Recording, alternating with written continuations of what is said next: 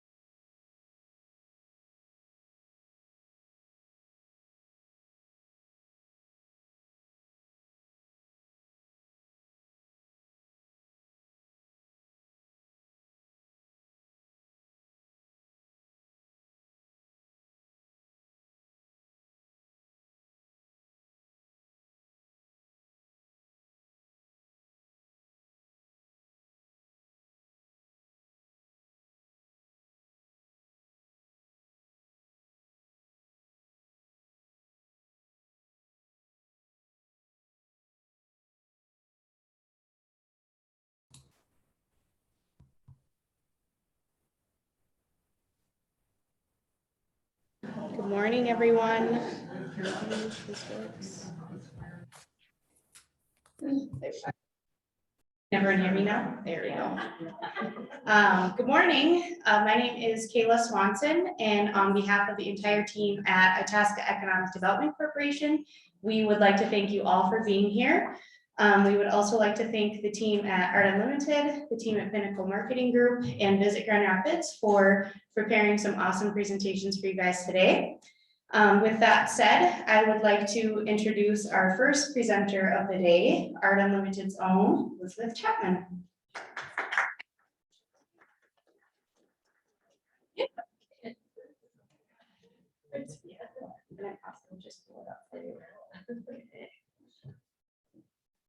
I'll set a timer here. Well, welcome everybody. It's fun to have an in-person event, huh? Where we get to see smiling faces. We're very thankful for technology, but there is something to be said for actually having the in-person energy in the room and the collaboration. So yes, my name is Elizabeth Chapman with Art Unlimited. I am privileged to be one of the owners of the company and have been in marketing longer than my young team members can even imagine. And they're like, oh my goodness, you were back in the days before there was internet. I'm like, yes. So we're gonna go into, you just want me to hit the arrows here? Great. Wow. We want to advance slides here. We appreciate the technical help. How are you advancing? Just click. Okay, just click. All right, so I get to cover social media trends and practical tips for 2022.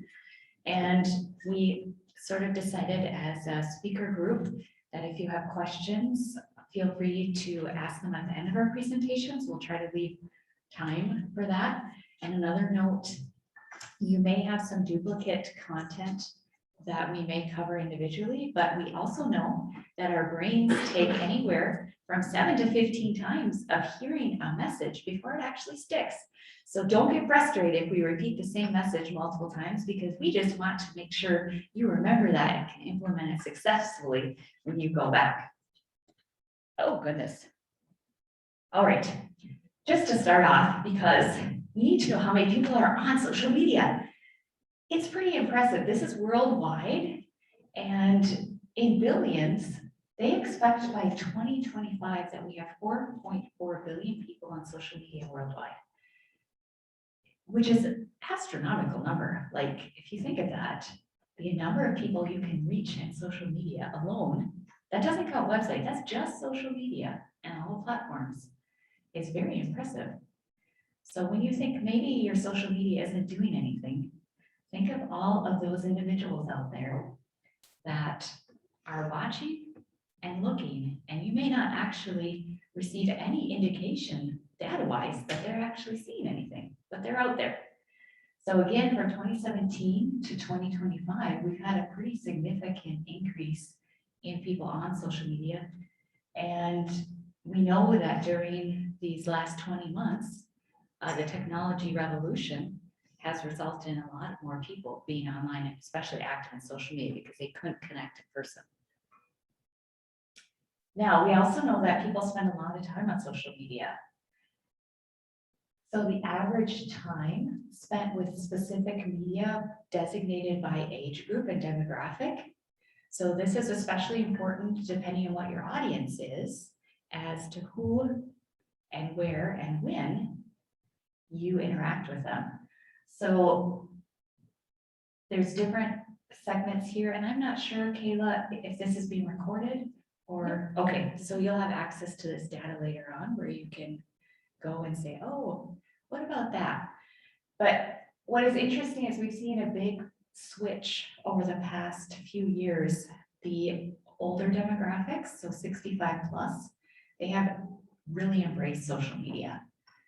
And where you may have thought prior that only our younger audiences were engaged in social media, it is now a very broad spectrum worldwide.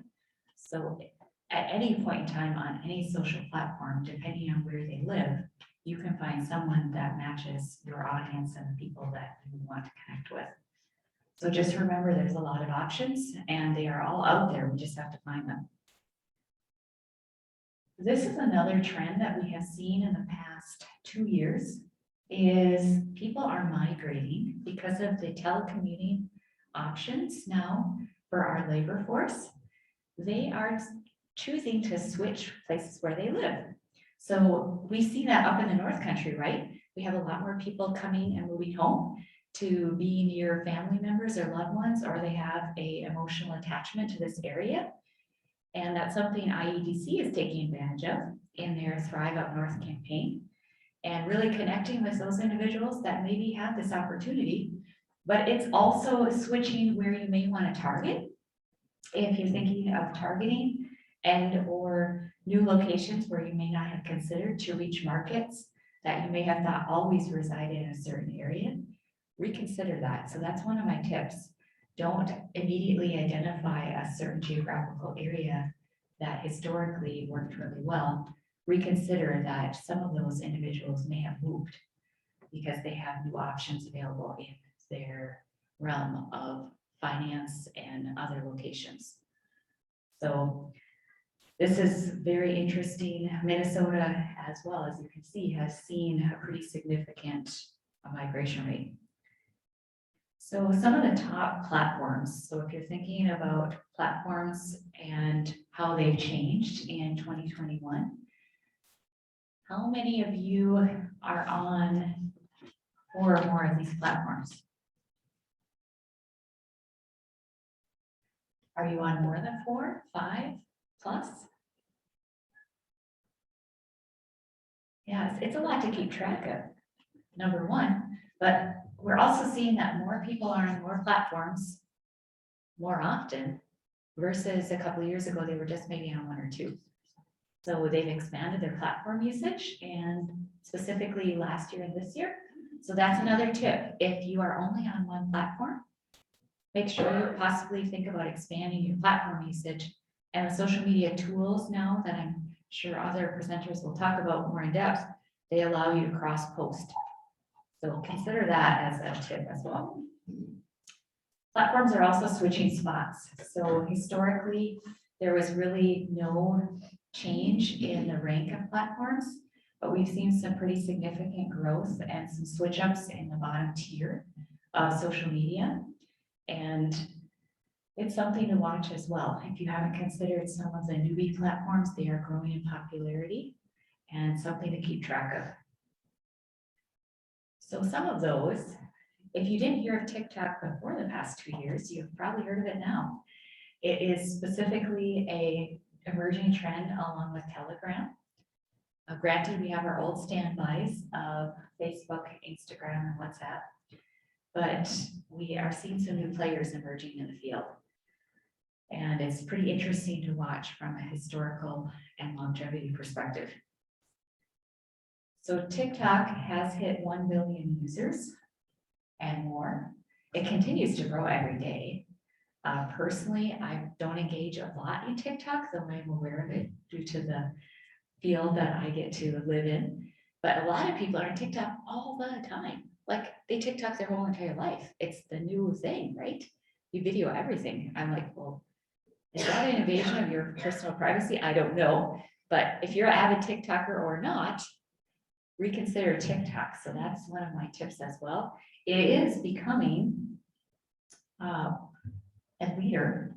And interestingly, Facebook took 8.7 years to reach the billion mark versus TikTok only took 5 years.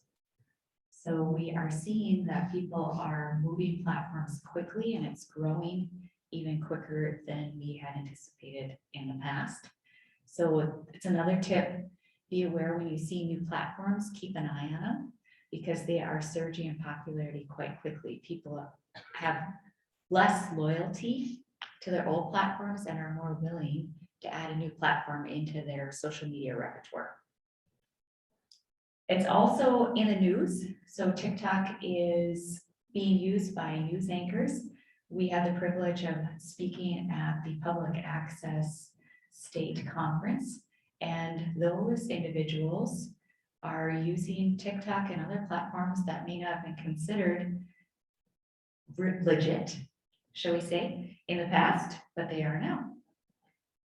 So this is a story that about a moose that had the elk that had the tire stuck around it. It broke on TikTok.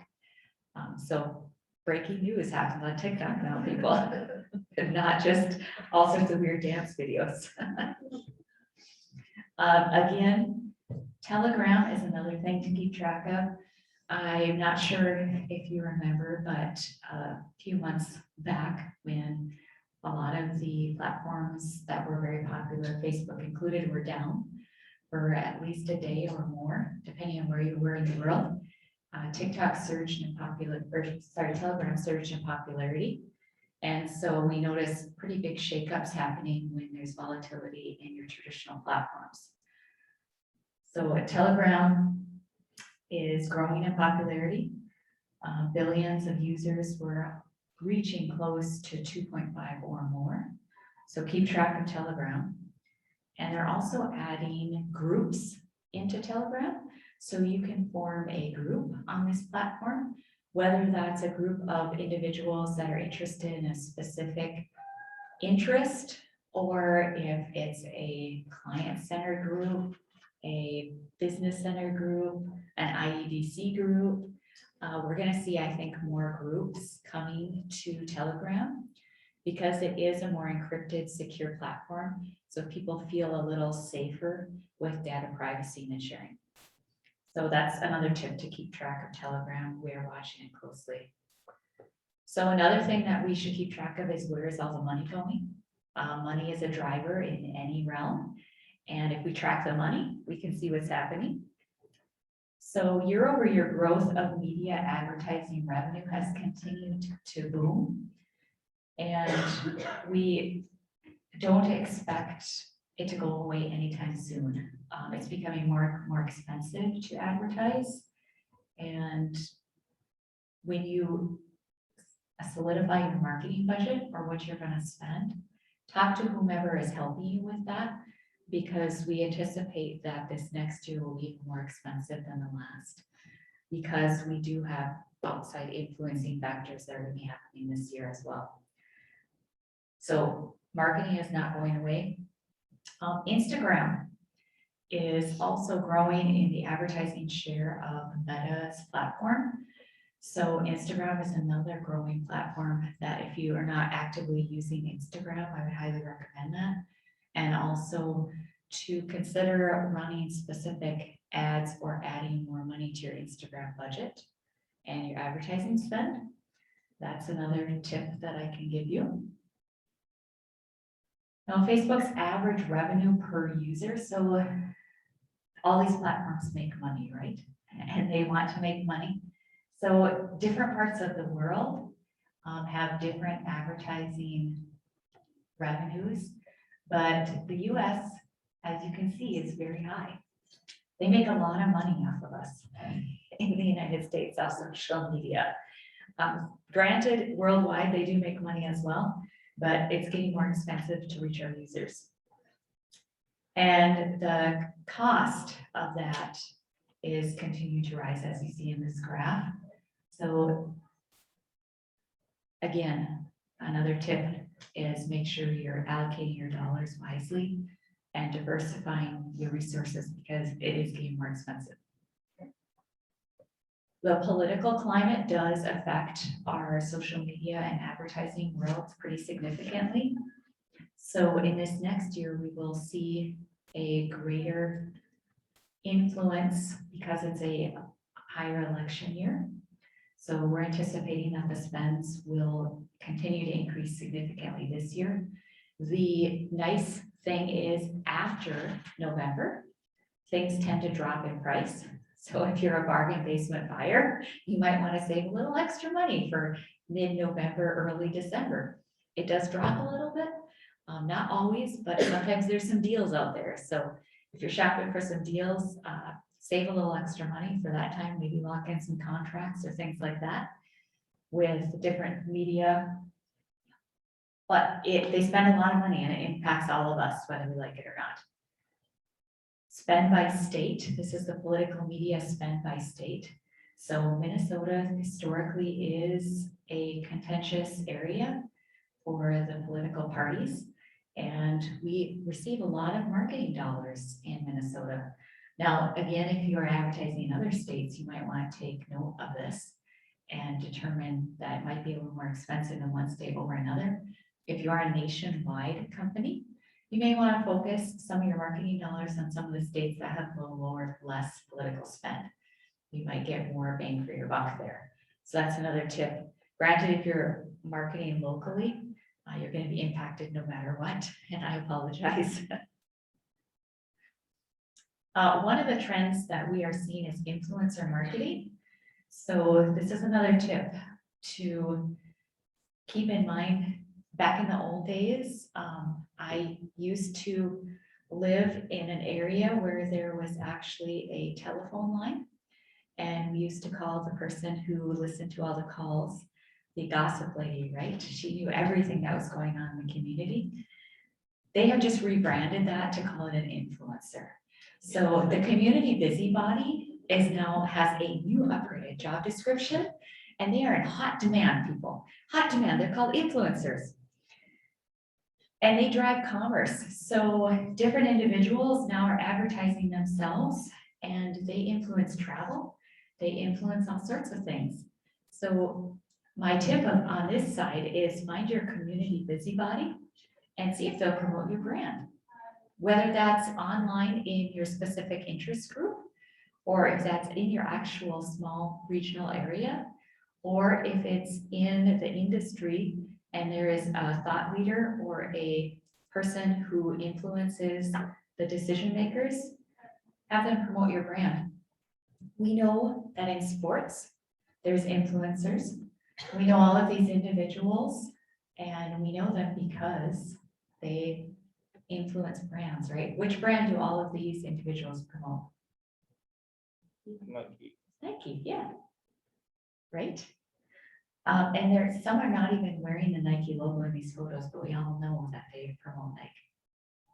So they are an influencer for the brand.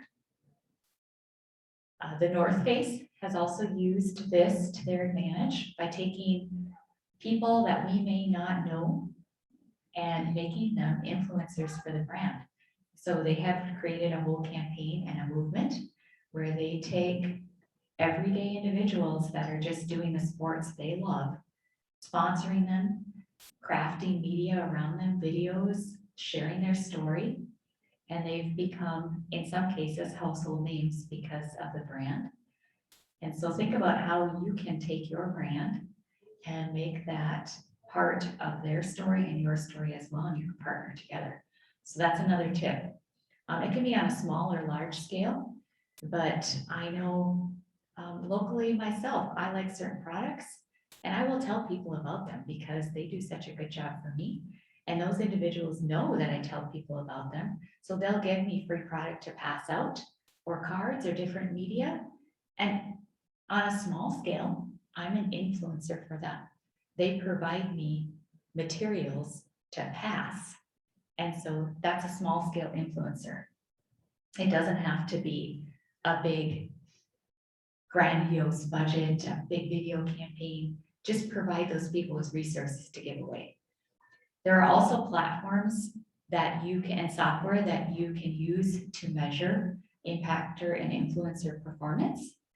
And granted, this of course costs money, so this is for a larger marketing budget, but be aware now that it's become such a prominent influence in social media and marketing that we now have software and tools to track how this is working and what we can use and how we can influence people through other individuals.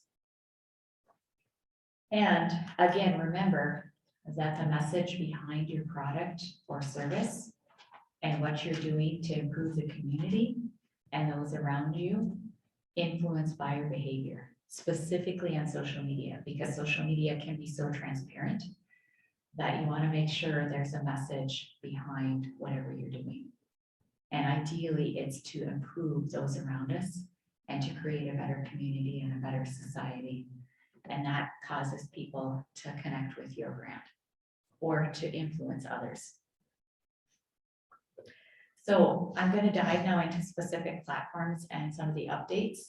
Granted, Google is not social media, but Google influences everything. So here's a few slides of what Google is doing and how it impacts social media. We are seeing high levels of what we call rank volatility. So rank is where websites or different information online is placed when it comes up in a search result. And granted, that does influence social media because depending on the volatility and what happens, that displays differently on people's desktops or mobile devices. We have had more days in 2021 with rank volatility than ever before. And if you're in marketing, it's caused probably more than a few gray hairs or a few sleepless nights or a few waking up going, oh my goodness, what did Google do now? And it impacts every one of us, whether we like it or not, unfortunately. It will shape the way you see things online. It will shape the way how advertising dollars are spent. And it also shapes the expense of crafting marketing campaign, whether you're just boosting a social post or have a large scale $1 million marketing budget.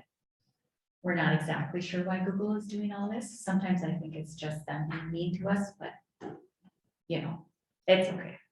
We'll live through it. Another thing that is affecting paid advertising and search queries is a thing called BERT, biodirectional encoder representations from transformers. And it's not Bert and Ernie. That's what I thought of when I first saw it. I was like, oh, it's Bert and Ernie, but Ernie's nowhere to be found. But the interesting thing about this is it, again, does not directly impact social media, but does it affect search queries, which impacts social media. And they are working very hard, Google's working very hard to find the true consumer intent. So whatever they put in the search bar, they are trying to showcase and provide information that is true to the consumer intent, which impacts advertising and marketing cost and how we do this on a grand, large scale. But it also indirectly affects everyone who is putting anything online. Just know that machine learning and artificial intelligence is crafting a new world for us. And that's why I think it's all the more important to know your consumer and their specific behaviors in person. Again, automation through AI is preferred. They are taking away some of the manual tools that we use on a daily basis. You may not see this if you have a smaller advertising marketing scale.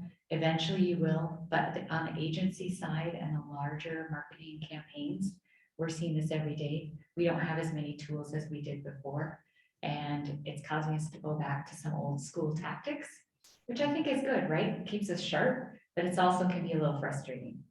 So if you are working with an agency or have an advisor or someone who's mentoring you and they say, I apologize, I can't get you that data, this is one of the reasons. Consumers can now get more and more information about the ads they're seeing. And we are seeing this as a general trend. This is another trend we're seeing. There's more transparency to the consumer. They are able to get more and more information about how you're running your company, how you're running your advertising, and what's available online. Interestingly, that consumers, we can gather less data from them, but advertisers, we have to give more data up. It's sort of a flip, but just be aware that if you are doing anything undercover or under the table, it will be exposed. So this is good. If you're doing everything what we call white hat, or you're doing it the correct way and proper way, and someone else isn't, you will eventually rise to the top. Cookies are changing as well. I like real cookies, like sugar cookies. That's my favorite. But the data tracking, the data collection that every platform has is becoming more limited in what we can collect. And consumers are becoming more protective of their data and all the information they share. So again, that's why I recommend that you really know your consumer and your target audience. Go back to doing some old fashioned interviews. Call them up and say, what made you, or email them or text them, what made you buy my product or service? What impacted you? Because we're not going to be able to get as much relevant electronic data in the next coming years without either paying a lot for it or doing specific endeavors to get it. It's not going to be as easy. So make sure you start collecting and cataloging data from your actual key clients or new clients so that you can use that to build marketing campaigns. Microsoft has had some updates as well, and that's impacting us. On the social media side, recently in the past few months, they have allowed Facebook to integrate their ad campaigns into Microsoft Ads. Now, you may not be in a position to do this yet, or you may be doing this, I don't know. The interesting thing is they are taking away data collection aspects for consumers, from consumers, but major platforms are now sharing data between themselves. So it's an interesting switch in data collection, but if you are interested in making sure that you have a consistent message, you can allow this to happen where you run the same campaigns on Facebook and Microsoft Ads, and they will share data. You cannot maybe see all the data, but it is shared between platforms. So it's a tip if you want a very consistent campaign. This is potentially an option. The other thing the last 18 to 20 months has given us is what we call new personas or new audiences, new targeted groups. Microsoft just released this in the past several months. They have groups called luxury shoppers, digital nomads, empowered activists, and self-care enthusiasts. Now, digital nomads, this really fascinated me. Digital nomads are all the individuals, as I spoke about earlier, that have had the opportunity to change where they live and or are just nomadic. They have a van. They are living out of this van or RV or tent and working wherever they find Wi-Fi. They have now become a targeted audience group in Microsoft, and they are recognized as someone we can spend advertising dollars towards, and an individual that is becoming empowered and recognized. The luxury shoppers are probably one of the audience groups that if you have a higher end product or service that you want to take advantage of. Interestingly, up until the past several months, Microsoft or Bing Yahoo did not have much of this share, but it's almost equal now with Google. So something to be aware of is that your audiences are shifting platforms, and specifically those with the resources and finances to do so.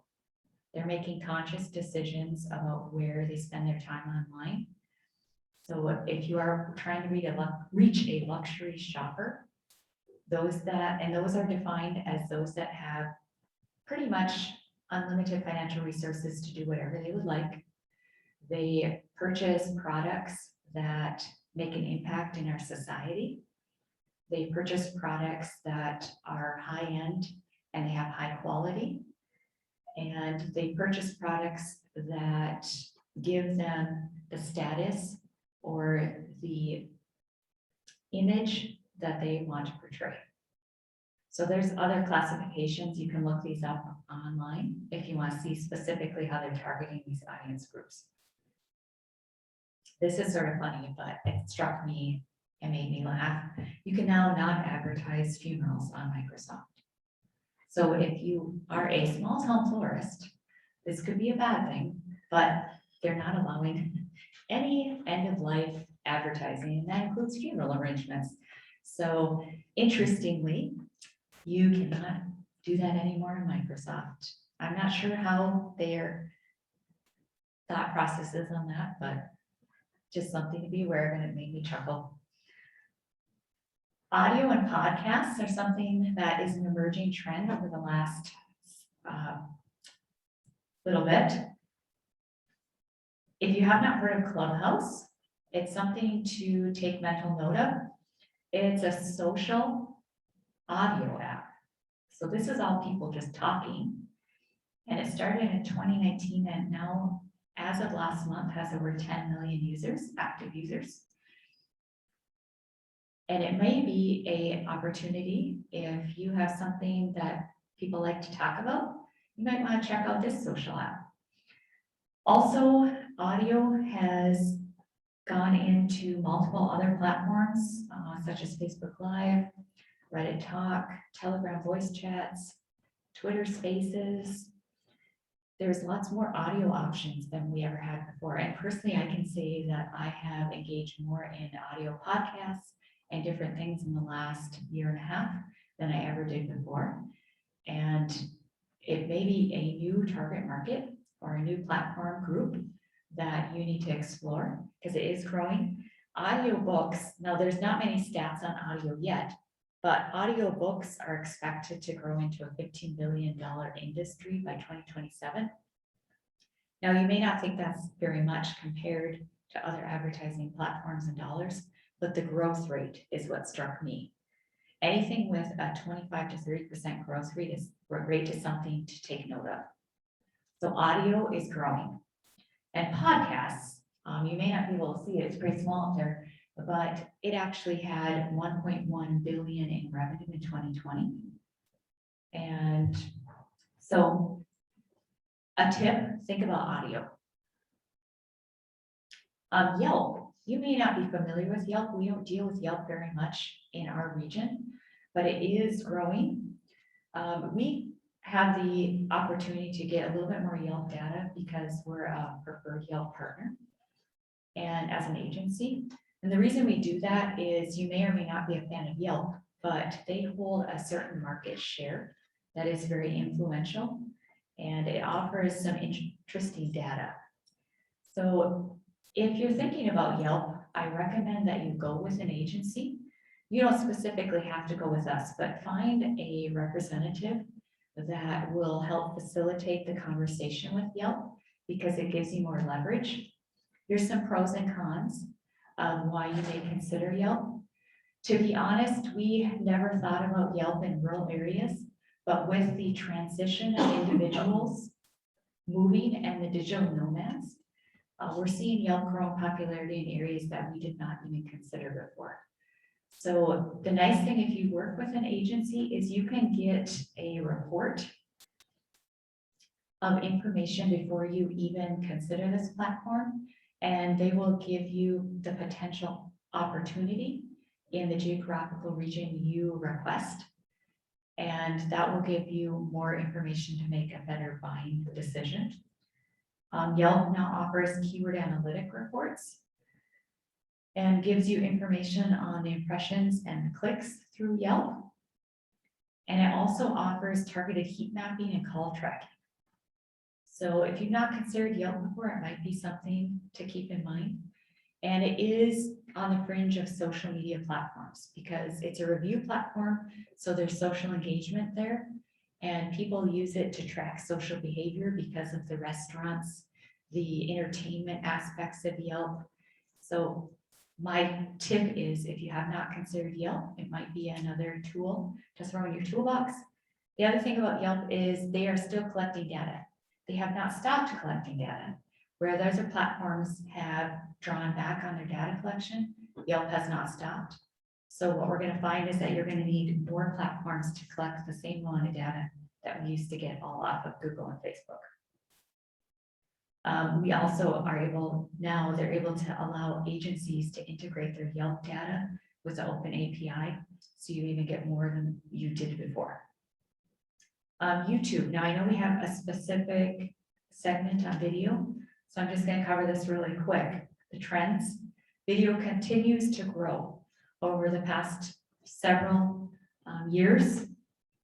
It's grown exponentially. What I thought was really interesting is that we're reaching almost 100% of online users that are looking at video. So one tip is if you're not using any video, just start with something because people are watching it. And as long as you're not talking about inflammatory content, then you're probably pretty safe to do video. So I would just encourage you to do video, and more video content is being uploaded in 30 days than what major TV networks have produced in the past 30 years. That's how much video is out there. It's sort of a little scary, actually. YouTube also, a new trend is they have improved conversion tracking. So conversion tracking is where we measure what happens or what action we put on the response that we want out of that video view. So it may be purchasing an item off of your store. It might be downloading something off your website, it might be filling out a form, it might be making a phone call, but we can track that better now in YouTube. They did not allow us to do that before. Interestingly, another trend is Roku is choosing to protect their consumer data. So if you know of anyone, this is another random best fact, but if you know of anyone who is getting a new Roku, have them download YouTube before December 9th, because after that, you will not be able to. Because Roku had a lawsuit with Google, and they told Google that they would not share their consumer data with Google. So Google got mad and said, well, fine, we're not going to let you put the YouTube app on your platform after December 9th. So those of us who already have YouTube on your Roku, you're safe. It's not going away, so they say. But I just thought that was interesting. And again, there's 2 billion active monthly users on YouTube. So it continues to grow. So that's another specific emerging trend. And there's YouTube stars. So maybe one of you in here is a YouTube star, because they go off of alias names. It's not your real name, of course, but your face is out there, but your name is not. But you could become a rising YouTube star, and you make a lot of money off this, people. There are millionaires now off of YouTube. So if this is your destiny, don't stop it, people. Become a YouTube star.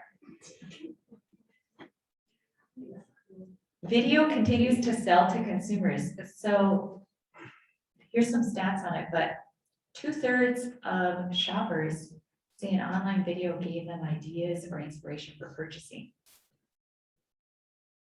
So if you're not doing video about whatever product or service you're selling, do something. It can be really simple, really raw, really quick, but people want to see the faces behind the product or service. They want to see it in action, how it works, you know, how they interact, how the product is used. One of the top channels now on YouTube is someone who just plays with toys. If you're not aware of that, they just buy toys. They show a video of them going to a store, buying the toy, unwrapping the toy, playing with the toy, all the different angles, top and bottom, how it comes apart, how it goes back together, what you can do with the toy. My niece and nephew love this channel. They think it's the best thing ever. They watch videos of playing with toys, and then they want those toys, and this influences consumer behavior. So do a video. There are new emerging video platforms. So this is another trend. If you're only stuck on YouTube, consider BitChute or Rumble. These are emerging, they are new, but as we saw with Telegram, people switch platforms pretty quickly if there's any disturbance in the industry. So you may want to establish a presence on yet another platform, just at least claim a profile and your name. And then if need be, you have this available if there's any disturbance in YouTube. So this is search queries for video platforms outside of YouTube. You can see that in the last year, it's exponentially increased. So people are researching other options. Maybe their favorite video or a certain source in YouTube got banned for who knows what. I mean, Facebook is banning weird things that I didn't even think were inflammatory, but YouTube is as well.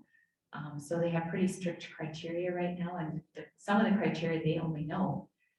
And so other people are looking for other platforms to get the content that they would like to see. So there's users on these other platforms, so that's another tip. If you're really into video and video does well for you, consider expanding your platform base on video. Again, they offer a lot of the different services that YouTube does are the same, slightly different, but they're growing in popularity and they're very good. So consider other platforms. That wraps up my slide deck. So we have a few minutes left for questions. Does anyone have any questions? I know that was a lot of data to share, but my goal was to give you the overall big trend, and then our other lovely presenters will be going more in detail. Yes. Elizabeth, when you were talking about Instagram and ads on Instagram, are you talking like a business account, or can you do that on a personal account? So the question is, should you run Instagram advertising on a personal account or business account? My recommendation was, if at all possible, run it on a business account because you're going to get more data and it will set you up better for success. The thing that we have to realize is we never know when anything is going to take off, right? So if something just goes wild on you, you then have the opportunity and you have the platform set up to run with that, and you don't have to scramble and switch and set up what should have probably been set up in the beginning. All of their tools are free. You know, the business tools, it's open for anyone. It just takes a little bit of learning. So I would highly recommend you use the tools they're provided. It'll give you the best bang for the buck and as much data as you can collect as possible right now is the best. Even if you don't use it right now. Because as you grow, you may need it later. Other questions? Change the data. As my business grows and expands and the market I'm focusing on has grown and changed as far as the type of consumer, is there any way that you can target and change the data information you collect from these platforms? So the question is, can you change the data collection from different platforms as your audience changes? Typically on most platforms, that audience data will automatically change as new audiences come in. They'll be aware the targeting you set. So if you're doing an advertising campaign on a specific social media platform, you need to monitor because you do have manual overrides. You may want to adjust some of those parameters or add a new audience in that you're seeing is a influencer or an emerging market or a new trend. So yes, most of the time it will automatically repopulate for you, but make sure when you're setting an ad that you review the targeting and the audiences you're selecting. And you may want to run what we call A/B testing. So two different types, one on your old demographic per se and one on your new, and then compare that data and see what worked better. We had a question back there. Yeah, so with all these different platforms available, I guess in your professional opinion, you're gonna pick how many should you have as a business and which one should it be? Picks right now, I guess it changes all the time, but without overwhelming yourself with all these different accounts, keep track of everything. I mean, this is a lot of information, which is great, but It is. I'm one person, so I gotta figure out like what's the best for my business and what will the top 5 be. So the question is, there's a lot of new platforms. How do you make the decision on which ones to use and make sure you're using your time correctly and most effectively? My bottom rule is whatever you're going to do it well and have consistency in it. So if you can only manage one platform and manage one platform well, then that's all you should do. If you have additional time and space to possibly add 1 or 2 more, then look at your key clients, do an internal small research study, and ask them, what platform are you on? Because if they're your really good client or your really good network, you want other people like them. So if they say, boy, I really hate Facebook now, I'm pretty much all on Instagram. And you're gonna be like, okay, I should probably look at Instagram.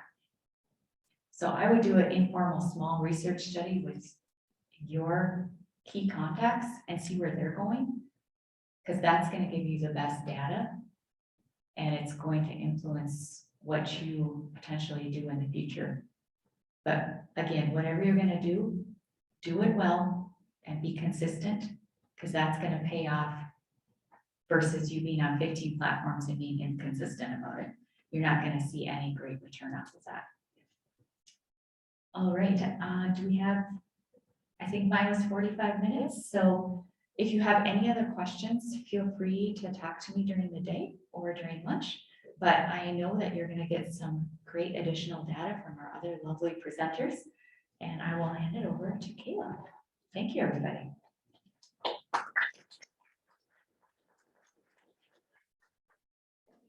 Thank you, Elizabeth, for that awesome presentation.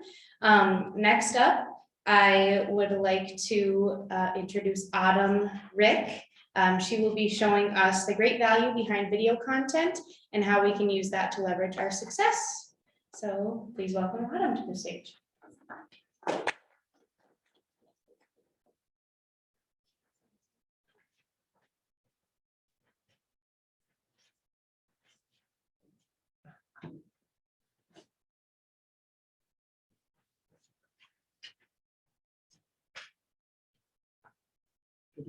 Okay, sounds good. Good morning, everyone. Nice early morning in winter already here in Minnesota. So I'm Autumn Ricke. I'm from Pinnacle Marketing Group. I'm the marketing graphic designer. And before I get in and dig into the value of adding video into your marketing, I just want to talk about Pinnacle a little bit. So we have been serving businesses for over 28 years. We're located in Bemidji, Minnesota, and we have clients all across the country in 36 states. We have a team of marketing experts. We are very versatile and willing to dig in and learn more to better suit your guys' needs. We just have an array of marketing services. Just a little brief up here. We do website, social media management, targeted online campaigns, video and photography, 3D, virtual tours, any design services, and then online and print advertising. So video is booming. I think we've all seen it. It makes a big impact, and we're just gonna get into it. So the top 7 reasons to have video in your marketing. Video is engaging. 1/3 of all online activity is spent watching video. Video sucks people in. We've all been in there. Go on YouTube, you go on Facebook, go on Instagram. 2 hours later, you're like, where the heck did the time go? Got stuck watching reels on TikTok. Sucks you in. Video generates more engagement than traditional posts. This is proven in analytics and data. You can see the data that video generates more results. 70% of people watch videos online every week. 55% view online videos every day, and 54% of consumers want to see more video content this year. By 2022, 82% of the global internet traffic will come from streaming videos and downloads. Video helps build trust. Video allows you to explain your products and services, allows you to present yourself to help build that relationship. Marketing is all about trust. People trust you, they're gonna come and use your products or services. 84% of people say they've been convinced to buy a video or convinced to buy a product or service by watching a brand's video. Video can help you explain everything. I worked at Central Boiler in Altos, and one of the best things we ever did was started adding videos to explain how an outdoor wood furnace works or how a zero-turn lawnmower works. It's way easier to digest a video than to read a manual. So use video to explain, to show, highlight all your features and benefits. People watch videos. I'm sure we've all seen our husbands, boyfriends, dads, significant other go on YouTube, watch how to change the headlight, how to fix the thing at home. Use video. 72% of consumers said they would rather learn about something with a video. 64% of consumers have purchased a product after watching a video. People retain more from video. 95% of a message is retained when you watch it rather than read it. Video has great return on investment. Even when video is bad, it's still good. It's more on the quality of the content. So if you explain things well and have good content, even if it's low quality visually, aspect ratios you're wrong, you're still better off using video than not using it. And you can use it on multiple platforms. Put it on YouTube, put it on Facebook, put it on Instagram. Make one video, throw it out there. 83% of video marketers say video has helped increase the average of their visitors spend, the time visitors spend on their page. People linger when there's videos. Add a video to your website. People will spend more time on your website. Use it. 80% of video marketers are satisfied with the return on investment their video marketing efforts have made. Put a little effort in, get a lot out. Video appeals to mobile users. Videos right in your hand. We all have our phones with us, most of them are on the table. You can watch on the go, and then smartphone users keep growing every year. They're using social media, they're out there watching the video. I mean, I had to go look up the video to put my headlight bulb out when I was in the parking lot changing my headlight bulbs. Use them. More than 75% of all videos are played on mobile. An average person will spend 100 minutes per day watching online videos. That is a lot of time. We've all been there. Get down in that rabbit hole. You could like started with a cooking video and somehow you're on to like someone's Amazon fashion haul. They're all there. You swap. Think of all those people you saw if you would have used a video in your marketing. Videos encourages social shares. 92% of mobile video consumers share videos with others.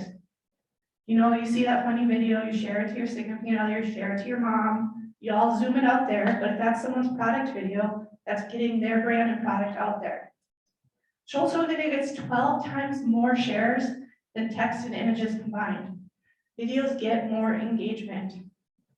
In the year 2020, 15% of all content on Facebook was video content. That number is only going to continue to grow. Also, I know this is social media, but it still ties in. Google loves video. YouTube is owned by Google, so they love to buddy up. There's so much value in adding video.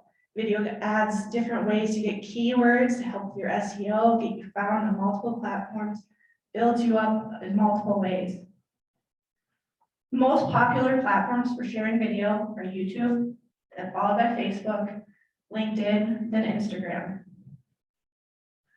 You're 53 times more likely to show up first on Google if you have a video embedded in your website.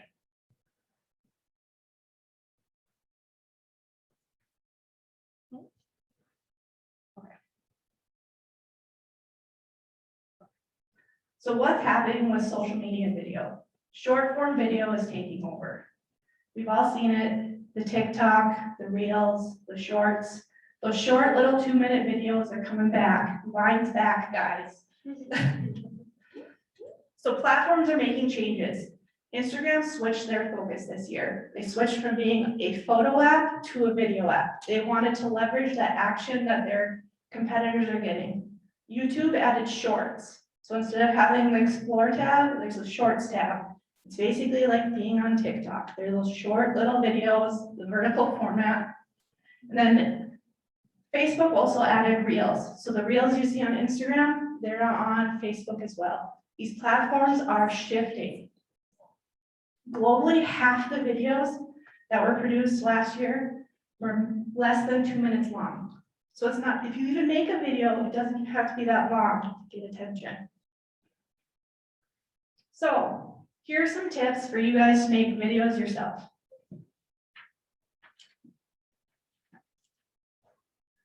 Okay, so when making a video, the best part is to start out with a plan. You're much more successful if you work smarter than harder. So plan your location, plan your props, get your people situated, write a script. This will help you make your shot list and figure out what to do. And then having the right tools will help you out with that as well. Here's a little video structure for helping to write that script and make your plan. So a good video formula is have a beginning and intro, a middle that has a purpose, and an ending with a call to action. You have 5 seconds or less to capture someone's attention. So open with a big bang. My band instructor in high school always said the most important part's the takeoff and the landing, just like flying a plane. Nobody really cares about the middle. So make sure you start with a bang, get your message out there, and end importantly. And a lot of videos now are watched with no audio. People tend to rely on the captions. With shorter attention spans, marketers have only 2.7 seconds to capture attention. 5 seconds or less, grab it. 85% of videos on Facebook are watched without sound. So these are just things to keep in mind when you're building your videos. You have to make it entertaining, but still purposeful. 92% of consumers watch videos with the sound off, and 50% rely on captions. And captions are a good way to sneak in SEO stuff too. So, because I am not like a total video nerd, I had our photographer and videographer film a video and recommend a few of his favorite camera accessories to add to your repertoire.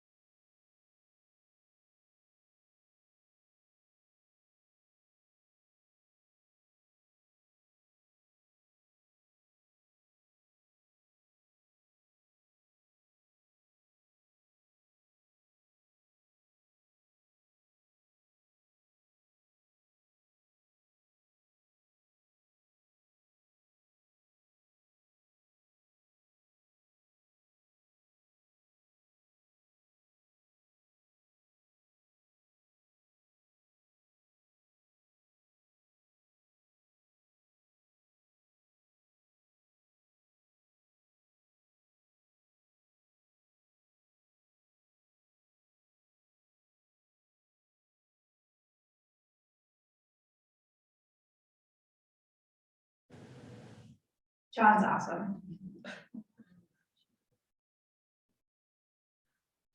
So here's some video tips if you're going to film from your phone.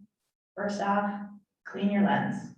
It's the easiest thing you can do, and it will improve your video quality massively, like make the most impact possible. Take those 3 seconds, wipe it off.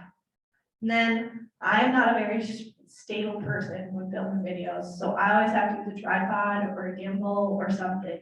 Those will help you so much. That's one way to instantly elevate the quality of your video. It goes from making it look like you did it yourself to a professional did it, just by grabbing that tripod or making sure your camera stays still the whole time you're filming. So getting set up to film, I talked to John before I made this whole presentation. So he had some things, because he's a huge phone and camera nerd. So he said to make sure you adjust the settings in your camera. You can go into your phone camera, and he said to set it to the highest resolution possible to allow for your phone memory. In iPhone, it's just to go into camera settings, it's at the top. You can go all the way up to like 4K. 4K is a bit massive, but you can do it if you want. You can adjust the exposure. That's like as simple as tapping the screen, making sure everybody's in focus and looks good. Nobody's like washed out like us pasty Minnesotans get in the middle of winter. And then to unlock more settings in your camera, he recommends the Pro Camera app. It's a free iPhone app as far as I'm aware, and it allows you to maximize the use of your on-phone cameras. So when filming, pick a great location. Pick a well-lit area. It has an interesting background, but not too interesting. You still want people to focus on what you're talking about. Avoid using the digital zoom on your camera. If you need to zoom in, physically move and walk, but also try to not move as much as possible unless you're using a gimbal. And then avoid backlighting. Unless you're going for like a halo or ring effect, backlighting is generally not a good thing. And then again, avoid busy backgrounds, but also make sure it's not like audio or sound busy too. So framing, this is how you set up your frame and what people look like in the frame. Keep it simple. A good rule to follow is the rule of thirds. So this is like a general photography rule. Don't like line something up in the middle. Try to line it up on either like the left third or the right third. This allows you to have space to put things on the screen to add more details. The video of John was like that with the rule of thirds set up. And then orientation of your video, very hot topic right now. So if you're doing short form video, I'm probably going to recommend you go vertical format. So if you're posting to stories, TikTok, Reels, Shorts, keep your phone vertical when filming. If you want to have long-term, more versatile video that you put on YouTube, Facebook, Instagram Watch, embed in your website, keep your phone horizontal.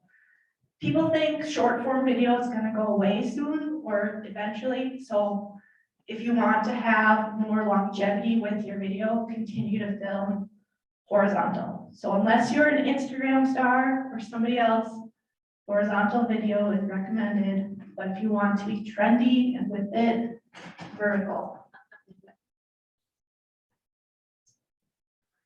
So audio and lighting, when possible, if possible, use an off-camera microphone. This is gonna add such better quality to your video. If you are using your on-camera microphone, stay close in proximity to your subject. That way the sound will be picked up better. Be aware of external noises. It's tough filming in parking lots, office buildings. You have fans going, TVs, people talking, keyboard clicks. Try to find that quiet space that's gonna work well. And then it's important, control your light. We've all seen it, the ring lights that Instagrammers use. External lighting is a good thing. Even if it's just like being by a window or bringing in that extra like desk lamp or outside lamp to get the better lighting to make your products and your people look better. And then if you are gonna do a video or stuff, golden hour is always good, just like with engagement and wedding photos and senior pictures. That time, like either early sunrise or sunset is a good time. It's nice, soft lighting, deeper shadows, richer colors, it's just beautiful and adds a lot of depth and quality to your video. Okay, we talked about it, you're ready to film. So here's some things to make your shoot go successful. Put your phone on airplane mode. You don't want that ding or that buzz or that alert to come through and distract you and you hit the wrong button, you stop recording. We've all been there. Hopefully you guys won't have to be there. So put your phone on airplane mode. Check the background. Never hurts to double check. You never know. We've all seen it, the wedding photos, the kids in the back, like taking a leak. Like there's always something back there. So double check the background. And it's not just visual background, check the audio background before you start filming.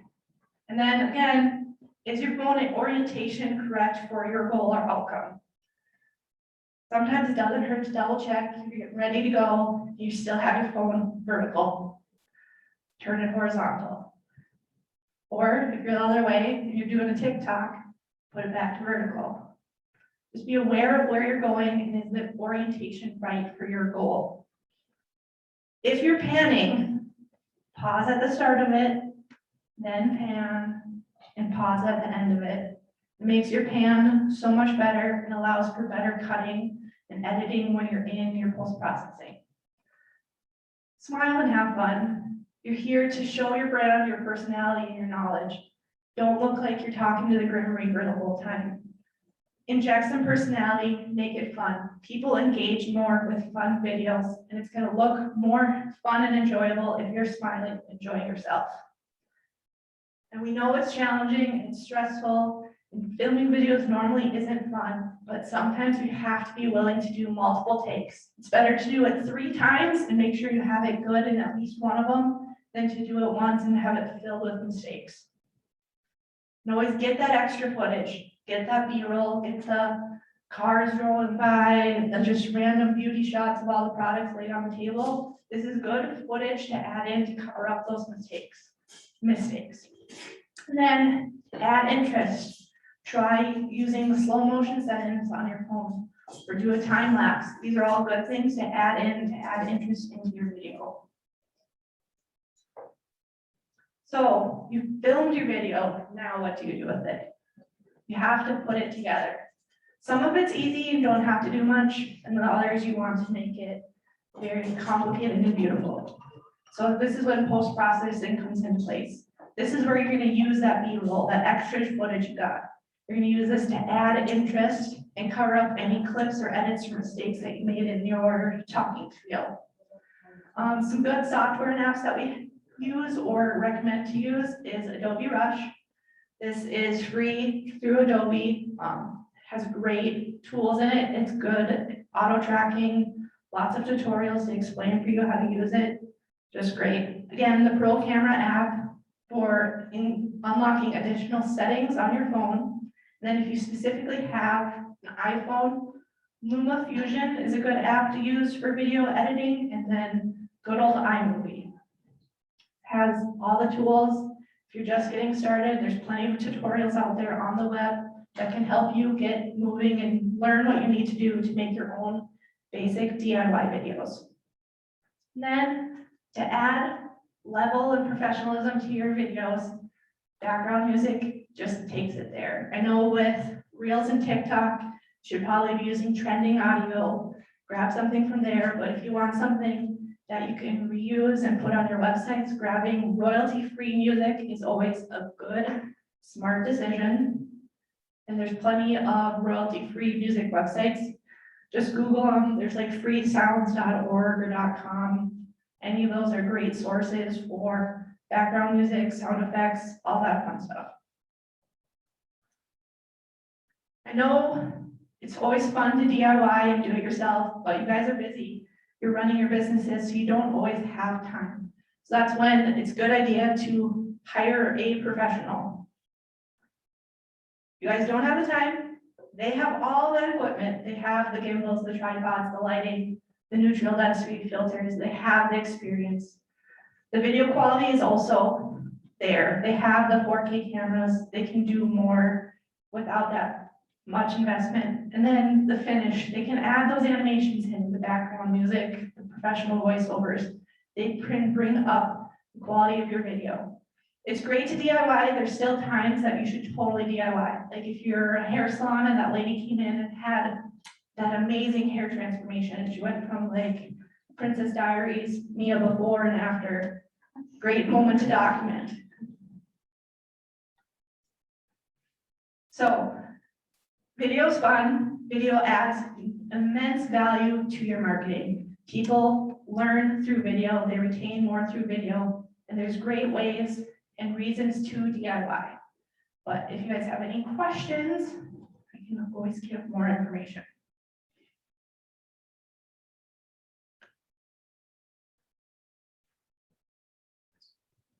Yes.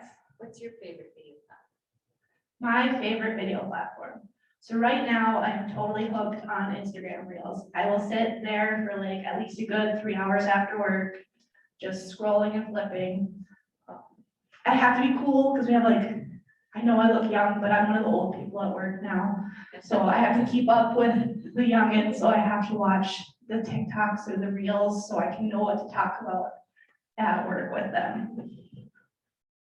Yes. Do you have any statistics that point to how many people, since Google and YouTube are on the same platform and Google's across many platforms, how many people are using captions, the automatic Google caption, so you don't have to rely on captioning your video? Do I have stats on that? If you know if that's picked up, I mean, it's only been out there for a year or so, but I guess Google auto-generated captions have been around for a while. It's always a good idea to go in and review the Google automated captions because sometimes us Minnesotans don't enunciate enough, so it doesn't pick up on stuff correctly. So going through and correcting the captions on Google or Facebook will make your video more accurate. I guess I don't have stats on how that's used, but I do know, because when I worked at Central Boiler in 2016, captions were a thing and I had to go through and edit our captions.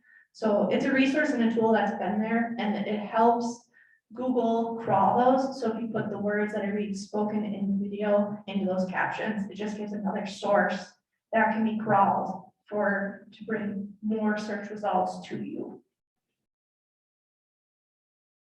Yep. So with taking videos of other people, should you be getting like a release from these people to ensure they're okay with you using them on video? And if so, are there like standard ones you can download, or do you have to create one and go through a whole legal process to get it approved? Or I mean, what is kind of the fast and quick way to make sure you're covering your bases? Okay, so the question is on video releases or photo releases and when you should use them. The general rule is if you're hiring talent or if you have employees to get one, there's plenty of ones online that you can have. You just download and use. Most companies have a lawyer or something they use. I mean, understand if you're a smaller business. There's standard photo releases you can download, but if you have a lawyer, it wouldn't hurt to run it by it, make sure they're okay. General rule of thumb is if you're in a public setting, in a public place, you don't need to get permission or consent from people, but if they would tell you like, hey, I saw us in a video, can you stop using that video? You should stop. So the rules are a little tough, but it's hit or miss. So in general, if you're hiring someone and paying them, get a photo release. I think when we started at our employment, we just had one because we film in the office all the time. So part of your sign up when you sign up to be an employee, you just sign a photo release or video release. So we can be used in whatever, but it's kind of a preference thing. Yes. What platform did you use to create the video that you showed with where you were adding the text on the screen? What do you prefer to use for something like that? So the question that was asked is what platform did we use to create the video that we had that we used in this presentation? So we used Adobe Premiere. So that's like the souped up steroid version of Adobe Rush. So that's what all of our designers use. Stacy's the one who put together our video. That's her daily expert. Like she can put a video together like that. Or me putting the text in the video, it'd probably take me 2 hours to do it, but she's fast and can do it.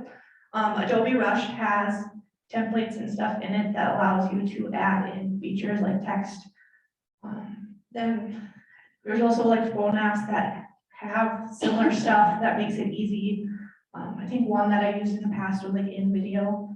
And it's simple. It's all out there if you just take the time to Google it. Like I would still have to do it myself. I'd probably have to watch a tutorial or two to get the video to look as smooth. But Adobe Premiere is what we use, and then Adobe Rush would still have the same stuff.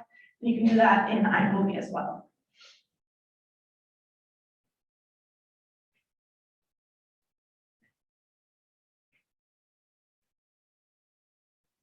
Well, while I'm up here, I can also talk about good content to post to, if you're gonna go live, because going live is a part of video. So going live in turn, like some tips for going live, tell people when you're gonna go live, plan it out ahead, practice, make a plan, same thing. Announce to everyone when you're going live, plan it ahead, promote those posts. Good content for going live or pushing to stories is you got new inventory in, you want to show off that inventory. You're gonna have a Q&A with people. So you have those frequently asked questions that you always answer. Going live with a nice long video or going on stories is a good time to talk with those Q&As. Behind the scenes, showing what you do or showing a day in the life, all good content ideas.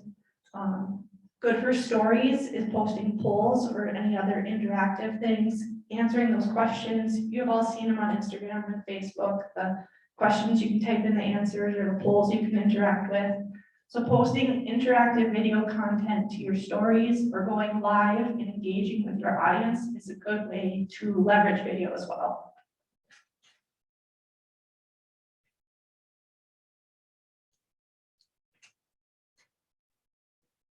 Any more questions? A lot of ideas. Yes. Like videos like pizza, if it's bad, it's still good. So have that good quality content. The visual quality doesn't have to be there as well, but it's more about what you're talking about than how it looks. Just as a note for those in the room, yes, my husband and I own a portable restroom company. Yesterday, I spent some time Googling my competition and all the different venues for about 6 area businesses in Minnesota. There was one website that had a video on it. During your presentation, I've got about 6 ideas for a video, maybe speak after. Yes. And you would have never expected a video in a portable restroom.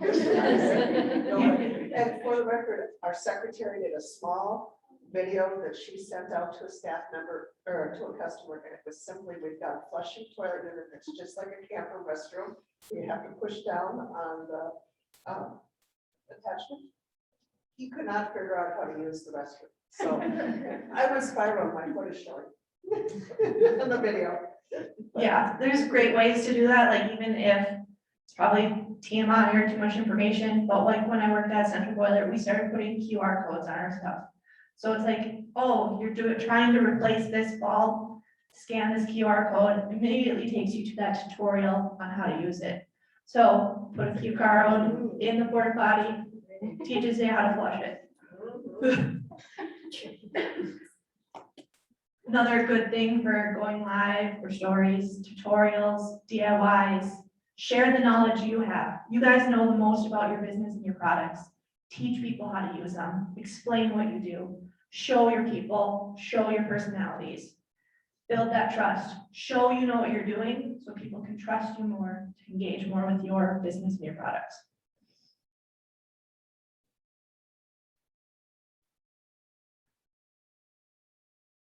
Well, Sarah and I here will be here all day. We have rack cards and other information. Feel free to come talk to either of us after or throughout the day. And if you have questions or any more questions or need more insight or ideas, you can come pick our brain. So thank you for letting me speak today, and I'll pass it back to Kayla.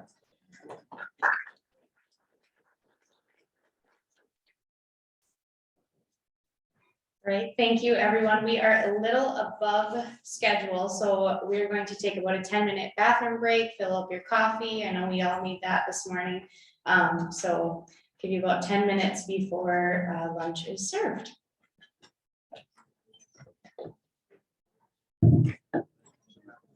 Yeah.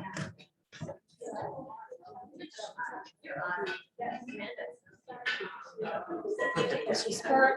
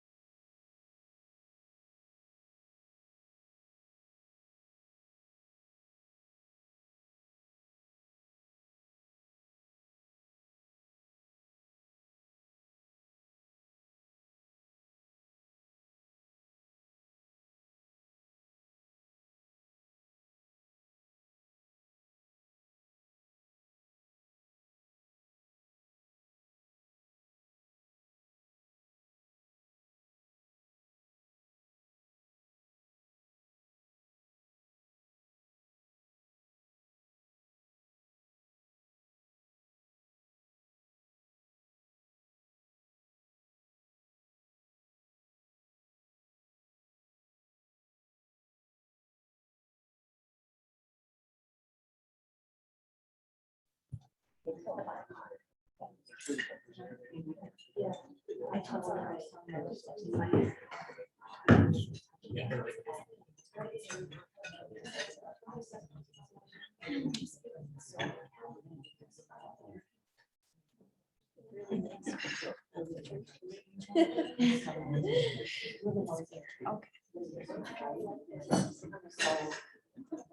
just wanted to be a part of this.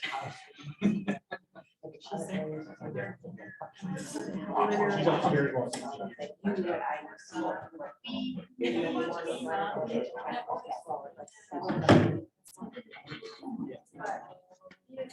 Totally agree. Okay, now that everyone has their meal and we are ready to dive back in, IEDC has been lucky enough to be partners with Visit Grand Rapids for many years, and we are happy that they have come up with a presentation for all of you today and give you a little bit of a local spin on advertising. So please welcome Lilly Smith and Megan Christianson.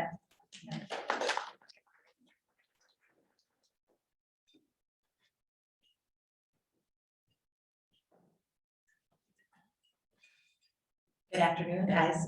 Most of you know me. I'm Megan Christianson. I'm the Executive Director of Visit Grand Rapids. I've been with Visit Grand Rapids since 2012. And prior to that, I was the Executive Director of the Northern Minnesota Builders Association, and I was there for 12 years. So I've been doing social media a long time.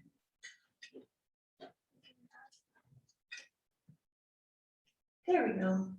Can you make it for something like? Awesome, thanks, Austin. So I'm gonna go ahead and start and just kind of give you a little bit of background on Visit Grand Rapids.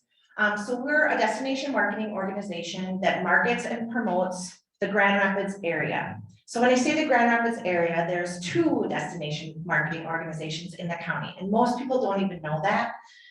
There's us, Visit Grand Rapids, and then there is Edge of the Wilderness Lodging Association. So we both collect 3% lodging tax from lodging properties that are located within a mandated tax district, or we have voluntary collectors as well.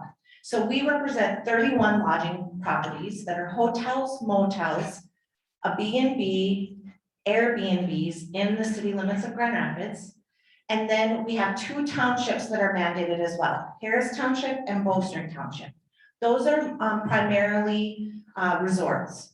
And then we have 14 voluntary collectors, meaning that they are voluntarily collecting 3% lodging tax to be a part of our marketing, promotion, and advocacy that we do on behalf of tourism and hospitality.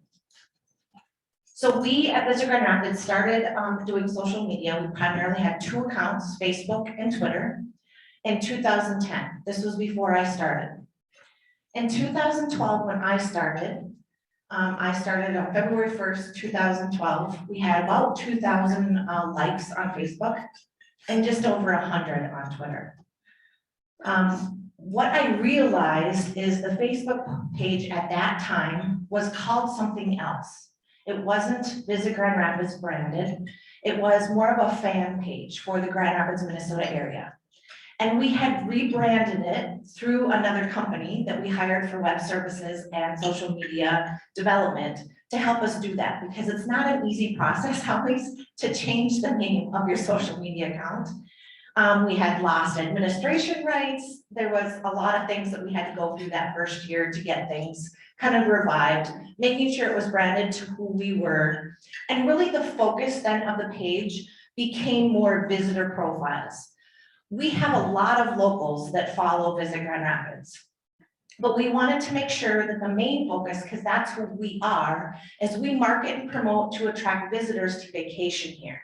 So that's our #1 clientele. The secondary obviously is locals. Locals comment, they share stuff with us, that we get a lot of our content from locals. And so we wanted to make sure that we had information that was relevant to them as well.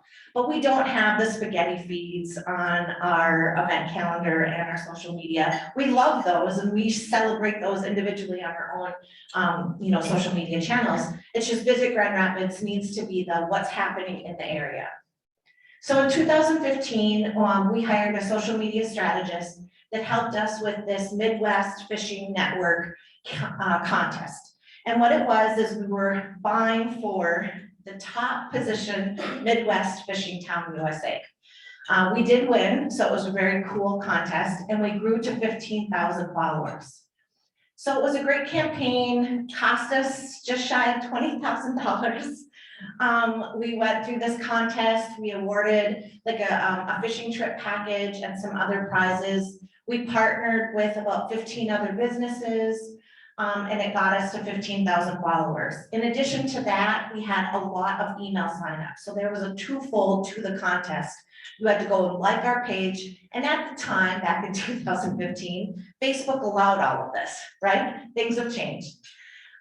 So in 2015 was really the tipping point where we really started to really do the pay to play and really start valuing what that proposition was in addition to the organic posting that we're doing. And we made sure that we had very strategic plan, that the ads that we were running were matching what our organic content was. And we did that by season and by niche category within a season. So for example, in summer, we're going to be promoting open water fishing, biking, hiking, and then, you know, the shopping and the area attractions and the outdoor nature and what it means to come up and stay at a resort or rent a cabin for a weekend. In the winter, our winter season, we will be promoting things like snowmobiling and fat tire biking and snowshoeing. So making sure that the messaging was uniform across whatever platform we were sending out. In 2016, we hired a web and marketing company that helped us grow to 20,000 followers. And that was very much in tune to a female audience. And the reason being is when we did our visitor profile study, we learned that females were the #1 purchaser of family leisure vacations, right? Mom is like, where are we gonna go on vacation as a family? And family leisure is our #1 targeted demographic group that comes to Grand Rapids. If it's just a couple, if it's a family, it's a female who does that buying. So we wanted to be very purposeful in our messaging and make sure that we had a good balance of followers. And now we are skewing a little bit more female, but it's like 52% and 48%. I mean, it's that close, which is good because that means you have a balance. You think about the reason that people have come to this area for over 100 years. It started with the hunting and fishing, right? It was very much an outdoor, rugged place to visit. And now it's become a place that has so many opportunities for everyone in the family of all ages. Never take a selfie picture for a headshot. Kayla's like, I need a picture. I'm like, just a second. This is in the old central school and somebody had done a full wallpaper and this is me taking a selfie. So never do that for a presentation, but all of you that know me could do a little chuckle of this. Jana Samala is gonna take our headshots in a couple of weeks and we're so thankful because this is terrible. It's like a mug shot, but I'm smiling.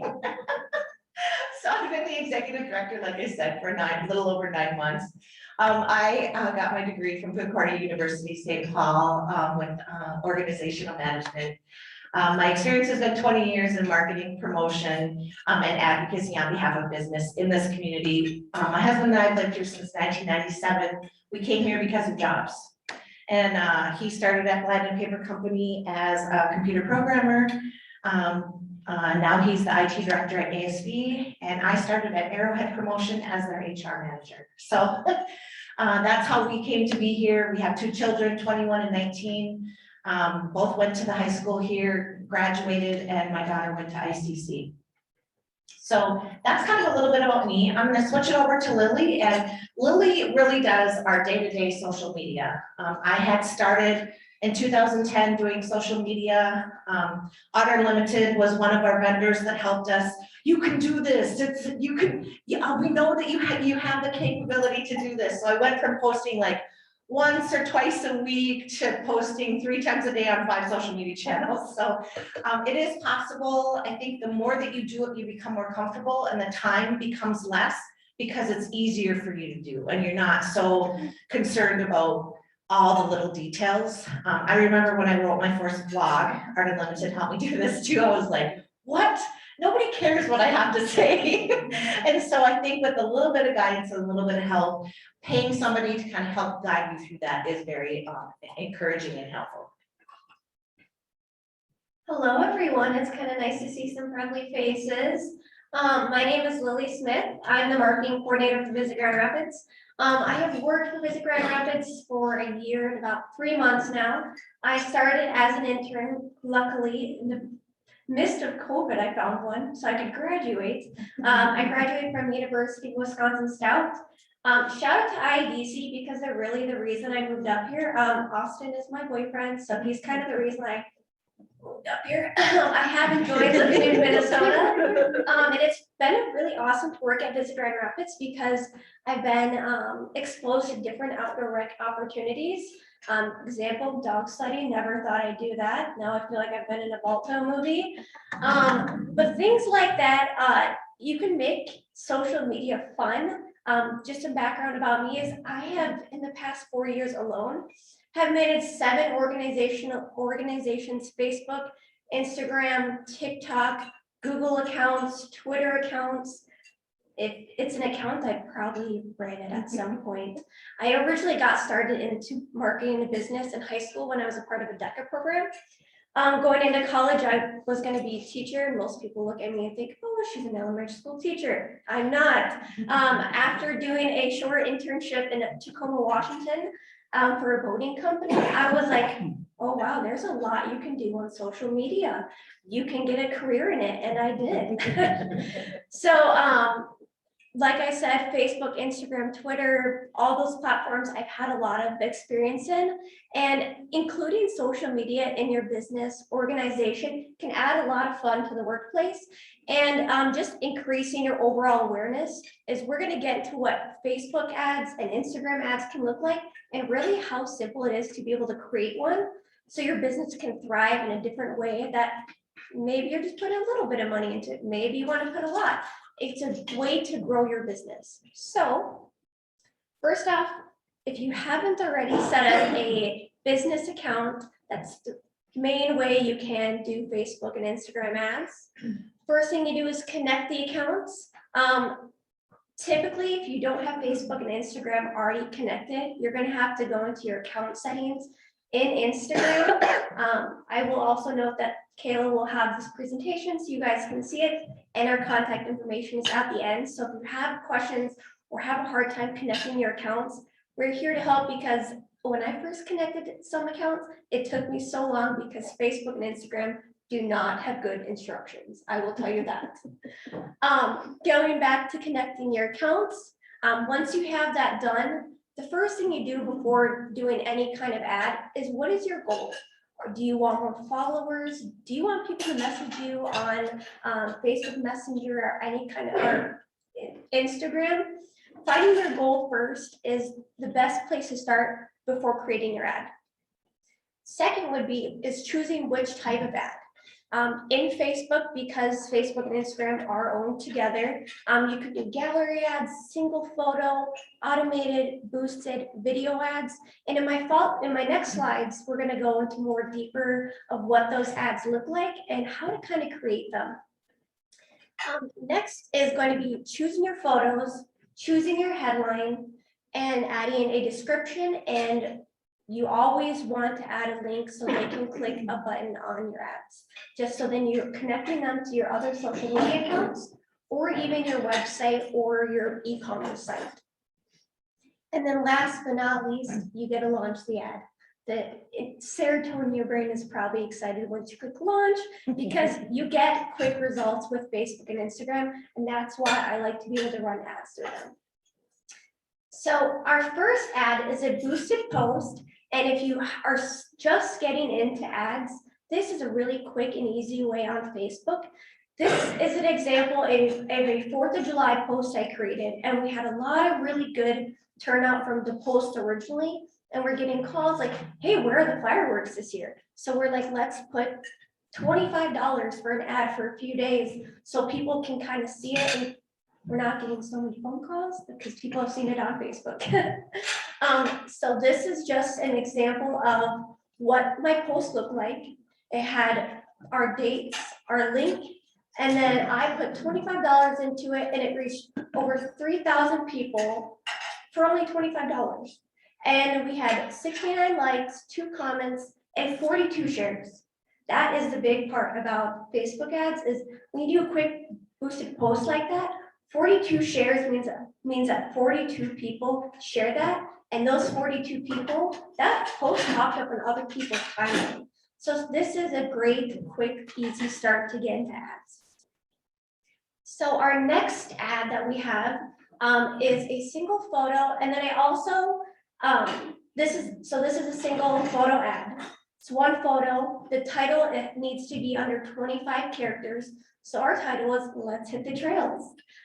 Put our address in there, our web address, and then we click, people can go on our web, click this ad, book now, and it will go to our stay page so people can book an ATV trip. Quick little catchy phrase that says come, so you're telling them what to do. To Grand Rapids to have an adventure, to book an adventure. This next screenshot that I have next to it is what an automated or smart ad is. So I created 3 different ATV ads.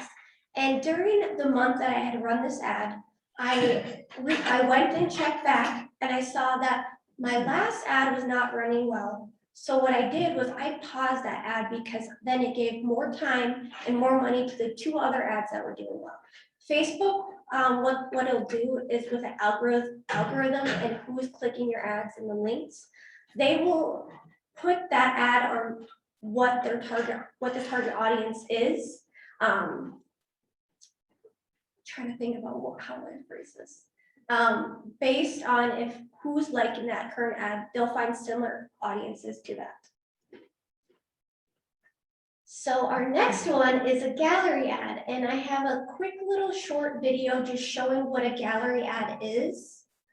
So this is a lodging one we did. So it highlights staying downtown, booking a resort by the lake. I think the first one was a hotel, but like I mentioned, the other ones is having that call to action. And this is a nice one if you are, example, I'm gonna just pick on the Judy Garland Museum because I know Janie. Say she wants to do a gallery ad, she could put a photo of Judy Garland Museum, Children's Museum, and maybe an example of one of the exhibits. That's a great way to showcase a variety aspects of your business instead of just putting one photo. So I like to do this if you have a lot to share. And then I did include a resources page. I like to use Forbes.com for upcoming trends that are happening in the area. When it comes to posting, Hootsuite and Creator Studio are great things. They're online calendars that you can schedule out multiple posts through different platforms. I went from using Hootsuite, connecting my Facebook, Instagram, and Twitter, but then I switched just to Creator Studio because like Art Unlimited mentioned earlier, there are so many different platforms that you can use.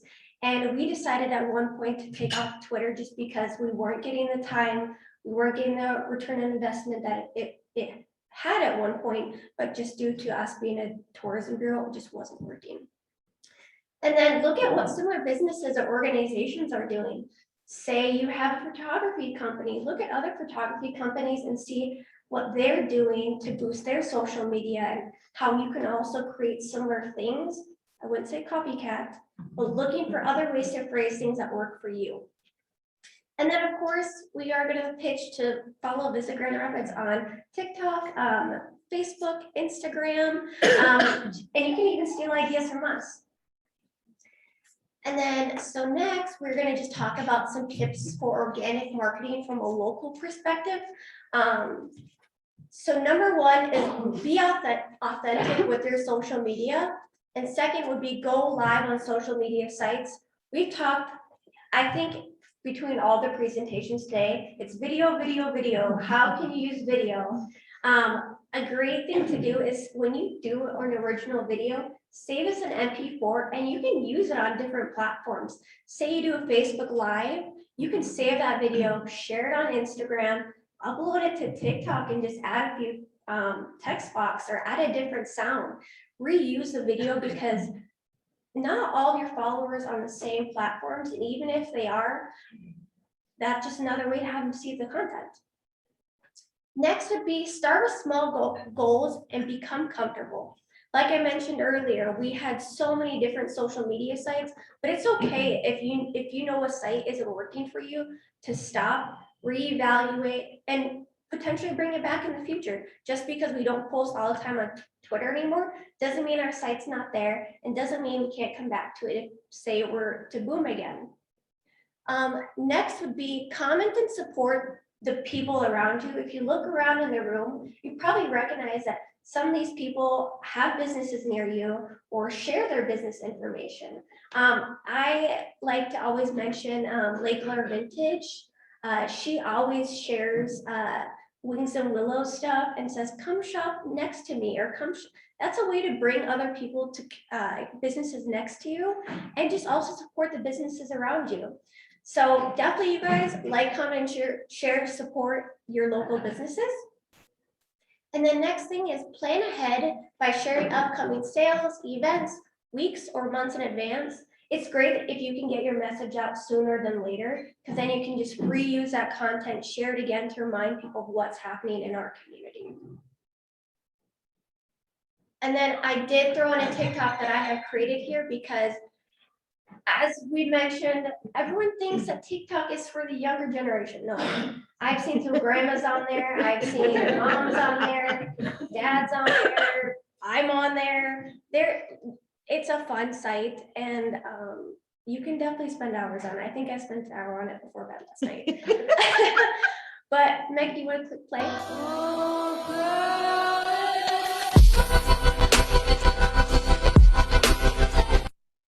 That was 7 seconds, and you know how I created that video?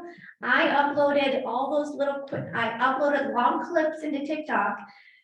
TikTok shortened that into a quick little algorithm of how this played. You can adjust videos, you can add more text boxes, but this is a quick, easy way to create something fun. How quick? How long did it take you to do?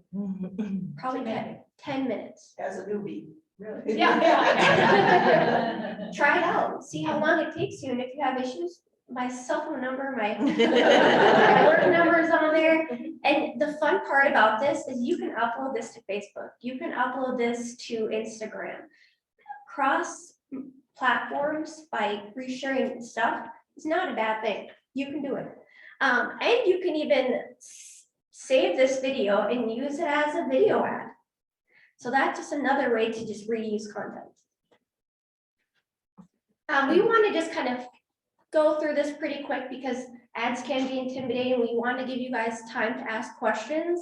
And then even if you have questions about budget, content, photos, kind of going back to being authentic, please use your own photos. If you use a stock photo for an ad, people will know, unfortunately.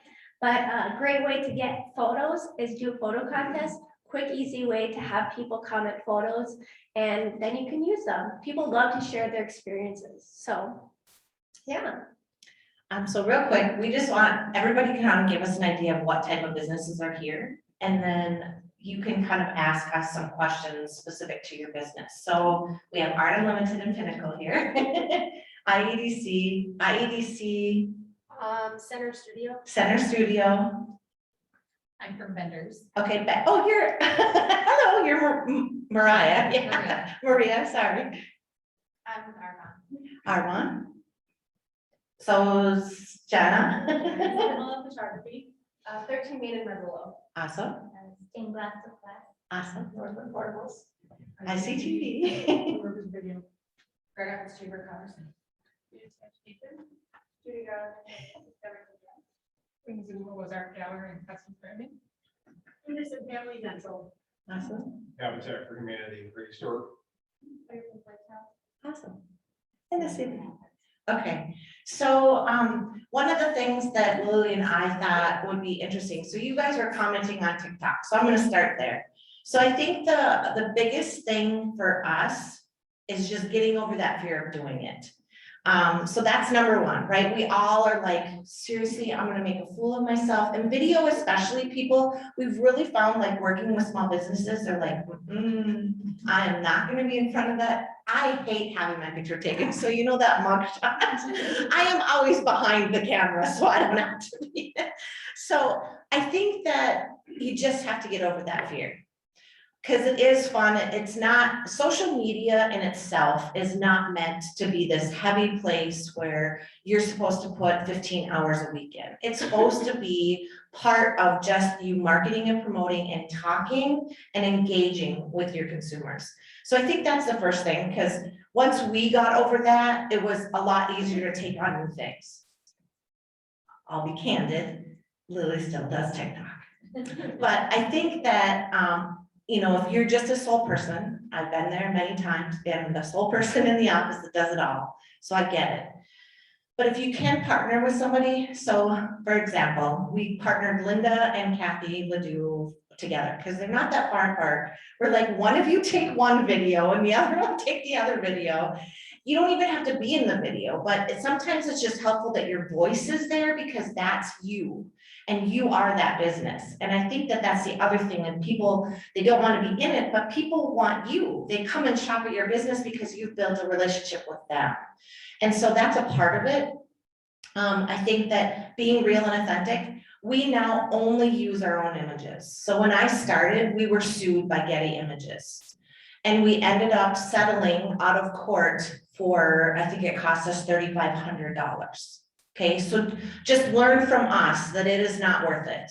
Art Unlimited remembers this because we were freaked out. And it was a prior web development company that just had not cleared the rights for all uses. And so it happened when I just started at Visit Grand Rapids. So you will get in trouble if you take somebody else's stuff that is not yours. We always ask permission. We follow a lot of other people's stuff. So if you also go look on your social media, it's not just about who you like. I mean, who likes and follows you, it's who you in return follow and like as well. And then we take it upon ourselves a couple of times a week to go out and like and comment and on other people's stuff. Because we want people to do that to us. We need to do that in return. And so I think that from our perspective, it's just been really helpful that we've built up this relationship of community members that are saying, hey, I have this question, can you help me? So we're always available to help you walk people through. Sometimes it's a 5-minute conversation. Sometimes Lilly has to go in and just take your cell phone and connect the dots, right? We did that with Linda and Kathy. And I think that you have to be comfortable doing it, because then it'll come across that way. Obviously our budget is much larger than most people's, because that's what we do is market promote this area. But we spend anywhere from $5,000 to $10,000 a year on photography. Obviously you don't need to do that. You don't even need to hire a professional somebody. For example, we have a Shop Small campaign that we're launching with the Chamber of Commerce and the Downtown Business Association. I called vendors, I'm like, can you grab 2 people, go out on the sidewalk with bags, with hats and coats on, so it looks like winter holiday shopping, right? I mean, it can be that easy. I don't have to set up this big photo shoot, and we hire a lot of times, so I'm not saying not to do that ever, because I do value the photography and videographers that do this on a professional. We pay all of our people to do our work, but sometimes you just need something quick. Like the newspaper calls and says, okay, I have room for you to do something, or you need an ad, you had an opportunity for an ad. Don't be afraid to take your own images, because you can crop them. Canva is very user-friendly. Sometimes Publisher is all it takes to resize something. So don't be afraid to try a few things out. Trial and error is how I started, and I made a lot of mistakes as I went. You can always delete things. And I think that just getting more comfortable in the space. And I think that to know that there's resources out here. IEDC has been awesome to do these social media summits on a regular basis. So we all know that we have that opportunity. I think the real big thing though is that social media is not going away. It'll just evolve into something else. I haven't learned about Meta, but I know that it's gonna be the next thing. We're all gonna have to learn about it, right? I keep seeing these ads on TV and I'm like, what's the tiger and whatever that one, they have like the art turns into real life and then people are dancing. My husband's like, what the hell is that? I'm like, it's Meta. We need to all be there. And he's like, oh, Jesus. So I think that it's just, you have to just get comfortable with it. It really, for us, it's almost the #1 platform of how we get visitors on our website. It's just a different way to engage with people. And what we have seen is now we're skewing a way younger audience. So when I started, it was 55 plus, it was more male than female. Now we're way more mobile friendly. I think we're in the 75, 78% of users are on mobile, but we're also more female. And now we're skewing 34 plus. So over time, it does happen. We just have to be mindful to be in the spaces that they are. Any questions? Yes. The analytics side always gets me with social. So like when you say, especially with paid advertising, when you say reach, what exactly is that encompassing? Is it, does it include people that have shared the content and then the people that might have seen someone share? Does it include those people, like the third degree? So reach is pretty much just people that have seen it, that have been on their timeline. Impressions is the likes or the little heart emojis that they add. And then the shares and the saves are probably the two biggest things that I look at when I do ads, is because shares is people that are like genuinely engaged. They did the action. And the saving is really important too, because that means someone is saving that ad and going back to it and probably looking at it again. Sometimes it's an accident, I've done that. But I've definitely had times where I save things and like, oh, like I saw a pair of boots I like and I save them and I go back and maybe I buy them. And that's the big part that's important in ads, is checking the statistics. And what I would say is when you're starting ads, Facebook and Instagram can be a little intimidating when you're looking at who your audience is and when they are checking it. That pretty much changes seasonally just based on weather, to be honest, and then just what's going on in your community. So I would say if you are running ads, check them every season and change it based on that profile. And like Art and Limit had mentioned earlier, what's the A/B, doing your main audience or your second audience, that's when I would use those automated ads or the smart ads. And then there's in Facebook as well, you can go back to an ad and republish it. Yeah, recirculate it to the people that liked, comment, and shared those posts, so we'll see it again. So, and if you ever wanted me to go through it, I'll be happy to do that as well. Also, YouTube videos is good to use. I use it frequently when I'm like knowing Facebook did an update. I'm like, wait, where did this statistic go, or where did this data go? Use those resources as well as also the people around you. So, Any other questions? Yes. Are you placing ads on YouTube?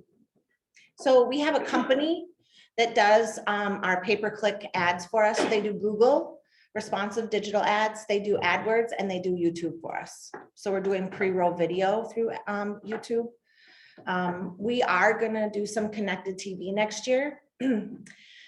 TV, traditional media is difficult to track for us, but we like to have we want to have it in the mix because we don't want to be one side or the other. Right now, we're an 80-20 split. We do 80% digital and 20% traditional. So we just have found, because of these things, this is where people are. We will say, you know, when she said seasonal, we watch, and now this time of year, people are inside on laptops and mobile tablets. In the summer, they're on these all day long. Nobody's on their laptop. Nobody's inside. I mean, everybody just wants to be wherever they can be. And through COVID, we saw that more people were on these and mobile tablets. They just, as soon as they could untap from their work, if they were working from home, they shut those off and they moved to this or the tablets, whatever they feel comfortable with. And Under our covers. yeah.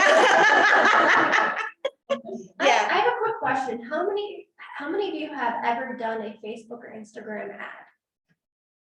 Oh, so a good amount of you. Yeah. Doesn't mean it went well. But the fact is that you tried and then you can look back at the ad and adjust it Yeah. or change it. And so that's really good to know that people have tried it, because I think the biggest thing we run into is the willingness to try new things, and it's hard, but try. Yeah, I also think trying the test so you can do the smart ads, it's a really good way to be like, is the headliner just not right? The Let's Ride, if you saw that ad, that was definitely the headliner got people because it was a real action driven. And that was 3 times the number of reach that it was for the other one. The other one wasn't bad, but the third one was bad. It just didn't go anywhere. And so you have to be mindful of that, of when you go back to your analytics, like don't just let them all 3 run forever. Make sure you give it a couple days, go back and check. Maybe give it a couple more days, but nothing beyond that. Like do definitely pause the one that's not optimizing well.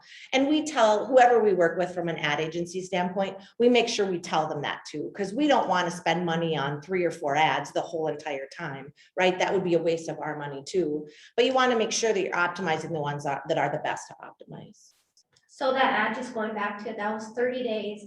I had over 3,000 link clicks that were going to our page that for people to book a trip, and 3,000 is a lot. And no, that's how we're funded, is that 3% lodging tax by people staying here. So that's important. Yeah.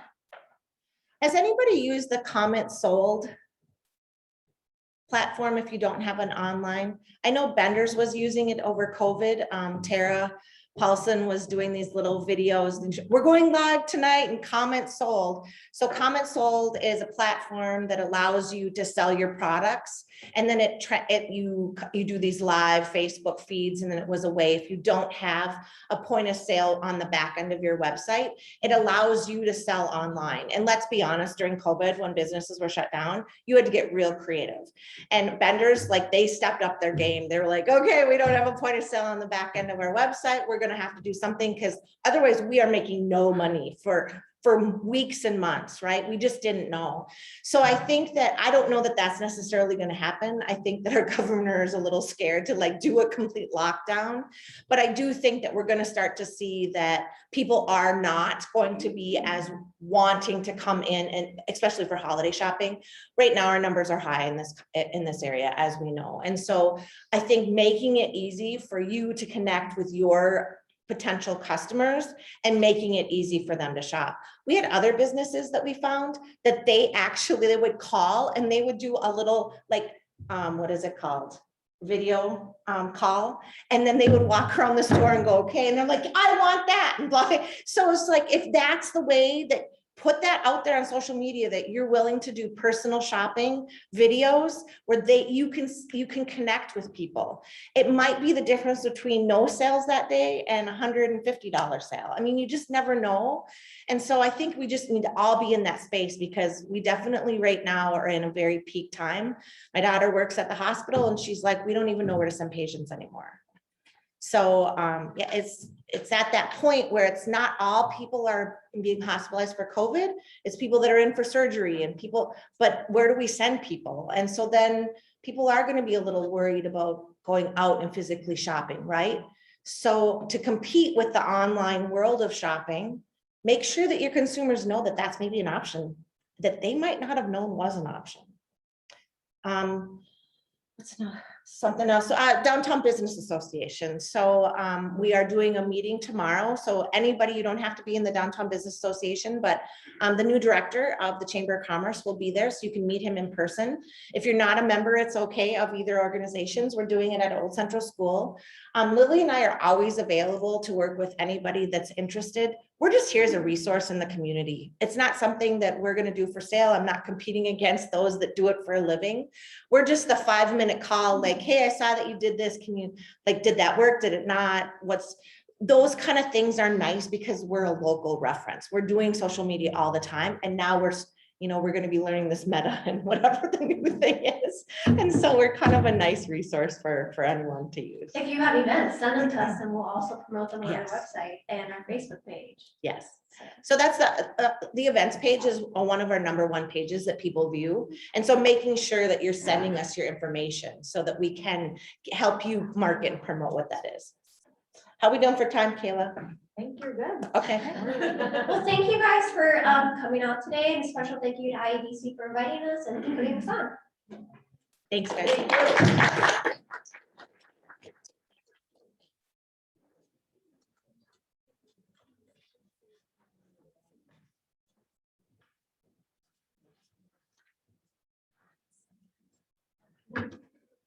All right, thank you, Lily and Megan, for that local spin. It's always good to hear the rural approach. We appreciated that. Next up, I would like to introduce Sarah Pieper. Sarah will be giving a presentation for Pinnacle Marketing Group, so. Sarah.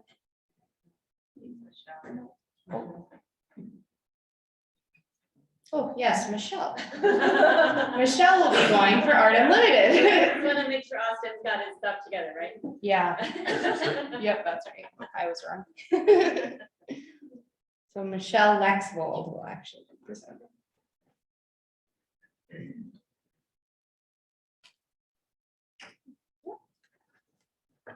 Oh, I see somebody else has notes here too. I don't feel so bad now. I have to have notes because otherwise I'll go unattentive and might not want to really listen to what I'm talking about unless I have the notes to keep me on task. So I'm Michelle. I work for Art Unlimited. I have done a few different things at Art Unlimited. One of the things that I did when I first started there was I was doing SEO. Full disclosure, I didn't really know what SEO was. But they said, hey, Michelle, that's cool. Why don't you do project management instead? So, so they recognized like, yeah, that's not your jam, Michelle, let's find you something else. Which is what Art Unlimited does. I appreciate that. Part of my project management is I would help with the website builds and all things that went in with that. So you're going to get kind of that aspect of social media today from me. I don't really do much on social media. I haven't worked on social media at Art Unlimited, but I do Facebook, so I have one thing. So that's kind of what we're going to talk about. We're going to go down that path, kind of about your website and all the things with that and how that connects with your social media. So your website and your social media should complement each other. If one part is lacking, the other part will suffer. I kind of like to think, I was trying to think of like a really good analogy, but it's kind of like if you're building a senior center, it's got like 14 floors in the senior center, you don't even need elevators. It's not really going to work very well, right? So you just need to have both and they should complement each other. So your website and your social media are both ways to connect with your customers. Both have their strategies, right? Your website is your starting point or kind of your home base. It should have all of your vital information, your hours, your location, services you offer, your core values. Your social media is more for brand recognition and getting people excited about your products. So your social media should point people back to your website so that they can engage with you either by filling out a form or buying your products. So according to, there we go. According to Winning WP, social media is the second highest source of traffic to a business's website. So what happens when your social media customers make that leap and they go to your website? Do they know what to do? Do they know how to engage with you? Do they know how to buy your products? So why should your social media and your website complement each other? So first of all, I talked about brand recognition. Let's go back to that, right? How often do you connect a logo with good quality? So if you're on a first date and the guy takes you there, right? He might be a really great guy, right? But if that's where you're going on your first date, you're gonna have a little bit of trouble getting that idea out of your head of him, right? It's about brand recognition. My favorite story about branding is the Snickers bar, right? Who doesn't love themselves a good Snickers bar, right? The Mars Company made the Snickers bar in 1930, and they named it after their family's beloved horse, Snickers. So we all know it's really a candy bar, right?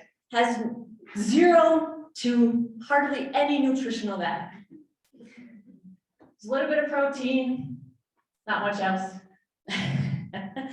But we also know the slogan, right? What's the slogan? Right? Snickers really satisfies, right? So how did it go from a candy bar to like a source of nutrition?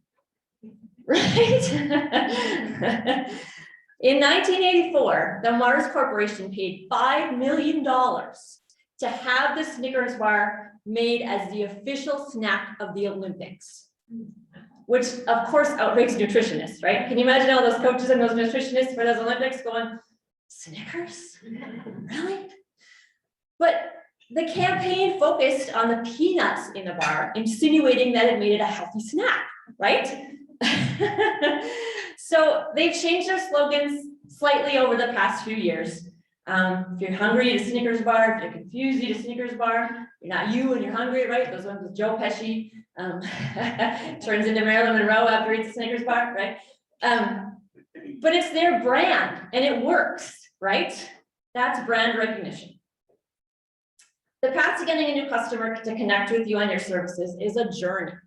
Brand awareness is very important, a very important part of that journey. If people know your brand, they will more likely buy from you. And when having to choose between you and your competitors, they'll choose you.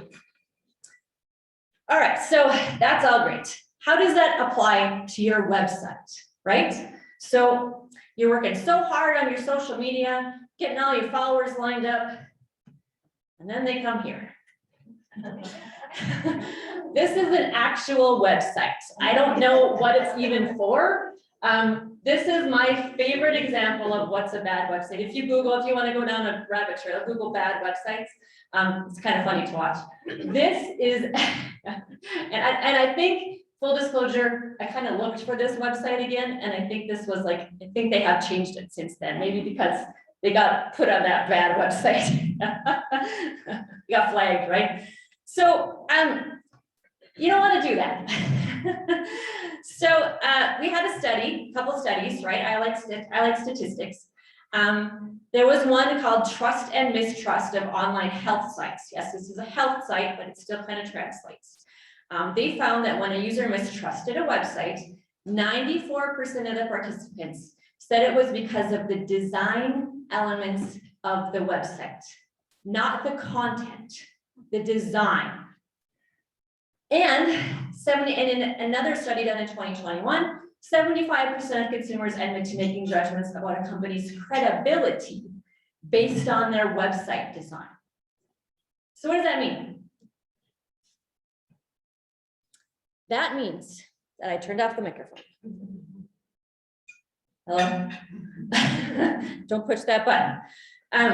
What does that mean? That means that your potential customers are going to judge your company's quality, your services, how updated you are in your industry. If you can't even update your website, what else are you now working on? Based on the design of your website. You want your customers to trust you. People buy from people they trust, right? So if they come to your social media platform, they trust you enough to want to engage with you. But then they go to your website and you have an outdated website, you just lost a sale or a customer. All right, so we know people are judgy, right? That's my new word. I don't know if it's a word, I'm using it, judgy. How judgy are they?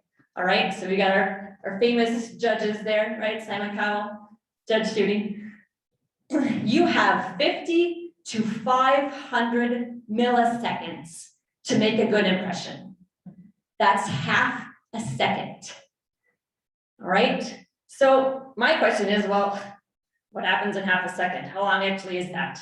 So here's a few stats. The infographic is kind of hard to see, but 0.9 seconds is the time that it takes Usain Bolt to run 11 meters, which is insane too. 0.8 seconds is a car blinker. 0.7 seconds is a skydiver falls 40 meters. I'm pretty sure that's without a parachute. 0.6 seconds is the time it takes for you to count to 1. 0.4 seconds is of what time that you blink. And 0.3 seconds is of what it takes your heartbeat to beat 1 time. So not very much time, right? All right. So Behavior and Technology Journal conducted 3 separate studies to see exactly how judgy people are and what they were looking for, what they thought caused a poor design. So here's some of the findings. Confusing or cluttered layouts, small or poor quality graphics, dated fonts and images, automatically playing music or video. We talked about video a lot, but how many times when you go to a website and that video plays the music right away when you open it? My husband's like, oh, I hate that. I know, right? Poor to no content or confusing navigation or design. All right. So, say you pass the test. They stay on your website for 1 whole second, right? You think that the trial would be over, but it's not. According to Adobe, 38% of people will stop engaging with a website if the layout isn't attractive. And that means they won't come back. They'll also tell everybody they know not to go to that website. So 88% of website consumers don't return to a page if they have a terrible experience, and 57% of them won't recommend a poorly designed website. So, take your step on the end. All right. So now you're going, all right, how do I know if I need a new website? How do I know if my website's bad and falls in that category with that penny juice one, right? So, first thing is, you haven't changed your content since it was built. All right, so here's a little infographic of how the internet works, really high overview. Search engines, like your customers, like fresh content, okay? They'll search the internet for websites that match the keywords that are entered into the search bar. To do this, they send little crawlers into the index to index the websites periodically, gathering information that they need that they can use for those searches, okay? You can trigger these crawlers to index your site more frequently by updating your website with fresh content, like blogs, links, or images. If you think you can make a website and never look at it again, it doesn't really work that way. Your website kind of dies, right? Autumn's agreeing with me, she rolled her eyes. Yeah, it doesn't work that way. Without fresh content, the crawlers will stop indexing your website. They stop indexing it, they won't bring it up in the search engine results, it'll fall further down in the results, and the fewer people will find it because you're on the bottom of the page.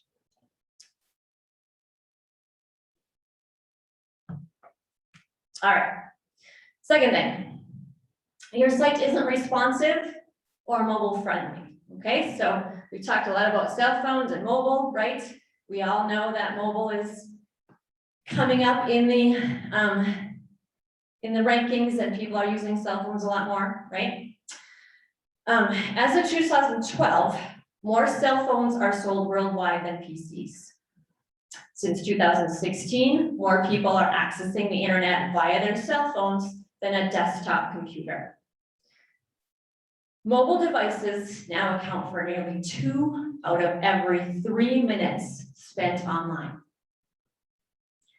Google has also noticed how many people are using mobile devices. And remember back in the day when you first made websites, you had to have a mobile version and a desktop version, right? That you had to have 2 different websites. Google's like, no, we're not doing that anymore. We're only indexing the ones that are mobile friendly.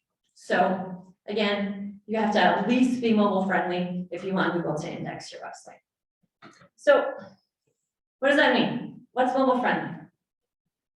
Well, today, mobile friendly means that the images and content fit on any screen, all right? Buttons have enough room to click between them to click on, and they're big enough to click on without clicking on anything else, right? Make sure your menu is simplified and shorten your forms. More important than making your website mobile friendly is also making them responsive, all right? So that means that they'll load easily and provide good content on any device, no matter what size. So your developers actually put specific code into your websites to make them do this. So that's already limited on a desktop, and that's already limited on a mobile phone. You can see the difference, right? You have to make sure that your websites do that.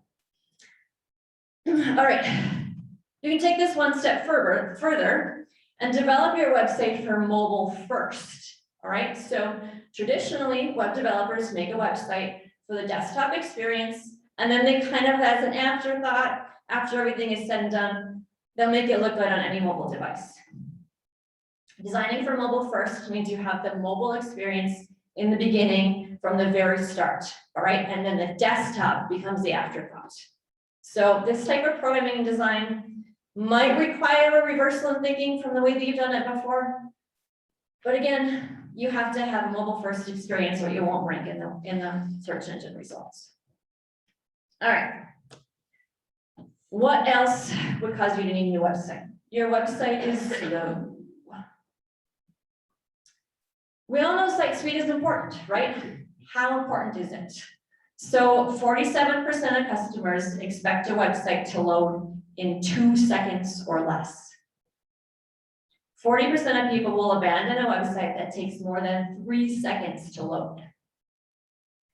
And a 1 second delay in page response can result in a 7% reduction in conversions and an 11% loss in page views. 1 second. Let's break down those numbers a little bit more. So you have an e-commerce website, right? On that website, you make 10,000 a day. Just throwing out a number that's nice and easy to multiply.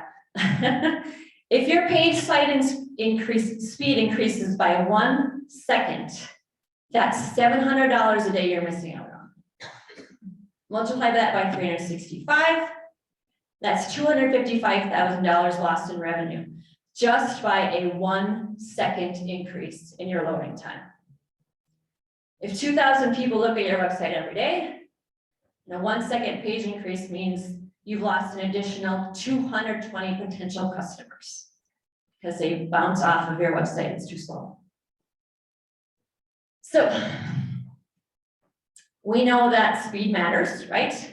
How do those conversion times fall based on your page loading time? So conversion, what I'm calling a conversion is someone goes onto your website, they fill out a form, they call you, they engage with you somehow, okay? That's a conversion. So if your page loads in 2.4 seconds, you have a 1.9% conversion rate. If your website or page loads in 3.3 seconds, 1.5. 4.2 seconds, less than 1%. And 5 seconds or more, 0.6% conversion rate. So speed matters. You've got to have a fast website, right? What causes your website to be slow? A website crawler can only produce web files so fast. Think of them as actual paper files. The more paper that's in the folder, the heavier it'll be. So it's really what website pages are, they're files. If they're too heavy or too large, it'll take them longer to retrieve them, which translates to a slower loading time. So what makes your files so large? I'm not liking that button. It's not liking my thing, pushing too fast. First thing is images. We've been talking about images, we've been talking about videos, right? Images that are too large are the #1 thing that will slow down your website. Now I'm not talking big, like height and width, right? I'm talking pixels and resolution. So a pixel, which is basically a combination of the word picture and element, pixel. So the smallest element a picture can be divided into. Think of your picture as a big grid. Each pixel is one color, and many pixels combine to make your image. Pixels can vary in size depending on the resolution of your image. If your image has a low resolution, the pixels are bigger, resulting in less pixels on your image. If the resolution is high, the pixels will be smaller, resulting in using more to make up your image. Resolution is measured in dots per inch or pixels per inch, and an ideal resolution is about 72. But you can't just measure it by pixels. You have to measure it by resolution. So how do you resize images, right? Well, waiting to resize your images until after you put them in the media folder in your website isn't really the best practice. Most websites don't change the resolution of your images, they just change the size. So even though you have a small image in your website, the resolution may still be very high, and that can slow down your website. So use an image resizing platform like Photoshop or Canva, talking about Canva, right? Canva's free. And adjust the resolution and the height and width of your image, and then put it into your website. So right now you're going, I don't know, Michelle, seems like a big hassle. I don't think I'm gonna put any images on my website. Say, no. Back. Hold the phone back up the train. People like images, right? Images break up your content and make it easier to read. The human brain can process an image in 13 milliseconds, compared to about 300 milliseconds that it takes to read a word, and an average of about 2 seconds to read an 8-word sentence. So, using an image to emphasize the content on the page, which is the words, can lead to more people clicking on that page and actually reading your content. Google also likes images, and that leads to a better quality search result as well. But images should be more than filler. They should actually be relevant, right? If I go to like a roofing website and I see our pictures of cats or landscapes, something besides roofs, right? I'm gonna get pretty confused. Probably thinking, I don't think I want you on my roof. I don't think you know what a roof is. I'm not gonna use your services, right? So the images, best images are set above the fold and should relate directly to the content on the page. But again, we're talking about stock images, right? Don't use stock images. This doesn't help your credibility. Google's algorithm is pretty advanced when it comes to recognizing images, right? They actually have a couple of patents to do this. So they're gonna know if you use a stock image. So besides, you want your website to reflect you and your business, right? Using stock images does the exact opposite, which is kind of what Meg was talking about, right? That just doesn't reflect you. We all know the emotions a good picture can bring, right? If you were there, you have a better idea of the image than somebody else who wasn't actually there, right? Beth and I go on vacation and we take a whole bunch of pictures together, we bring them back to the team and we say, hey, look at our pictures. They're like, oh, cool. That's where you were. Looks great. But to Beth and I, they made a total different thing, right? Because we were there. When we look at the pictures, we're like, oh yeah, remember that great time we had? It just makes a different experience, right? So you want your website to show your identity and what makes your business unique. So you need to have images on your website. Whew, how's everyone doing? All right, what else can make your website slow? I get this question a lot. What the heck is a server? What's a domain? What the heck are all these things? So I can't take credit for this analogy. This was Beth. I think Beth made this analogy. I like to think of your website as a camper and a campground. Okay, so when you go camping, camper is your website. Where you park your camper is a server. The domain name is the address of the campsite. Firewall is the security that the campsite provides. Hosting company is the proprietor of the campground. They sell the spots. Make sure your camper has a great location to park in. Do routine maintenance of the grounds to make sure the grounds look good too. You could also have a mechanic maybe. Sometimes your camper, the brand of your camper suggests ones. Other times you find one on your own. So in our scenario, the mechanic would be a hosting provider or a programmer that kind of helps your website make sure it doesn't go down, does all the little maintenance-y things to it. All right, so your server houses your website files. Now, just like a campsite, there can be prime locations and not so prime locations, right? You don't want to park your camper in a swamp, right? Might be cheaper. But your camper might get stuck getting out at the end of the season. Might be some bugs in there that irritate you. So yeah, there's not all servers and hosting providers are created equal. Some may be cheaper, but they may be buggy, meaning that they fail often, causing your website to go down. Or the maintenance to keep them up is slim to none. Or they're in a sketchy part of town that no one would want to be in. There's a lot of low-cost hosting companies out there. They often house many low-quality websites. So think about rowdy neighbors, questionable water hookups, right? About like camping and we're like, I don't know if I want to drink from that water hookup, right? If your website's on a subpar server, this can also cause your website to be slow and even affect your rankings. Hosting companies that have many different websites on the same IP address. Think about like if you have other electrical hookups kind of on one sketchy outlet, it's kind of the same thing as having everybody on the same IP address. If the power goes out, everybody's camper goes out. Same thing, if your website goes down, if the server goes down, everybody's website goes down, all right? You wouldn't want to park your camper here, and you wouldn't recommend it to anybody that you know. Well, the same way, Google sees that as a questionable website and won't recommend that website by bringing it up in the search engine results either. This concept intrigued the folks at Reboot Online, and they did a case study about this. They set out to determine exactly how much Google doesn't like this, all right? So if Google detects that your website is infected or with malware, it'll tell you when you come to that site and it'll flag it. Now, if Google flags your site with these warnings, it'll take a lot of action. It will take the action to either de-rank your website or not have it shown at all, okay?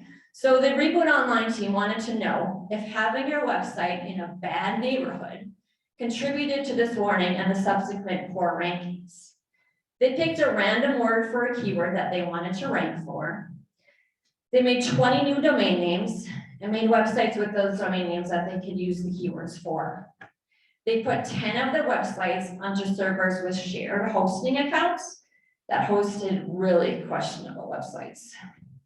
And the other 10 they put on more stable servers with a dedicated IP address. Remember having those electrical hookups on the same sketchy outlet? That's what having all of the websites on the same IP address does, okay? So the Reboot team did a lot of technical things to make sure they had quality results. And the results are kind of interesting. So the slide is kind of hard to see, but the green ones are ones that had a dedicated IP address. The red ones are the ones that had a shared IP address. So the dates are down at the bottom when they're like military, it's 610, 620, 730, so they're like 2-week increments. But you can see like over time, all of the red ones dropped in the rankings because they were on those shared IP servers. So the moral of the story is pay attention to where your website is hosted, or your website might get caught in the crossfire of some shady dealings, and Google will flag it and de-rank it. The next thing that causes your website, that means your website might be slow, is you have a high bounce rate. So we were talking about Google Analytics, right? So bounce rate is what Google Analytics uses to measure how fast a customer bounces off of your website, okay? So say I'm looking for ice cream. I go out and I look for ice cream. And and Google gives me a search result of a website that sells ice cream makers. I'm gonna look on that website, go, oh, don't wanna make my own. Nope, not today. I'm gonna bounce off that website, right? That's bounce rate, okay? So obviously having a low bounce rate is better. It shows Google that your website description and your metadata are accurately describing your website pages. Google Analytics will show you the bounce rate of each page on your website. By viewing the bounce rate metrics and what pages have a high bounce rate, it'll allow you to make better content for your customers and provide them with the answers they're looking for, okay? Which brings me to metadata, which is not Facebook. All right, so what the heck is metadata?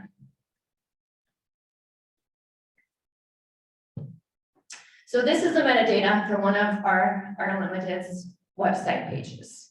So this is kind of in the back end of your website. You can basically tell Google what you want the people to see when they click on this page. So there's the title, a couple of sentences, and then this is what it does in the search engine results. So you can see that sentence right there. We have a handful of certifications awards we won. I don't know how to go back, sorry. That's in the metadata, the description of the page. So that's how Google knows what keywords that it's using when you put in your metadata on the page.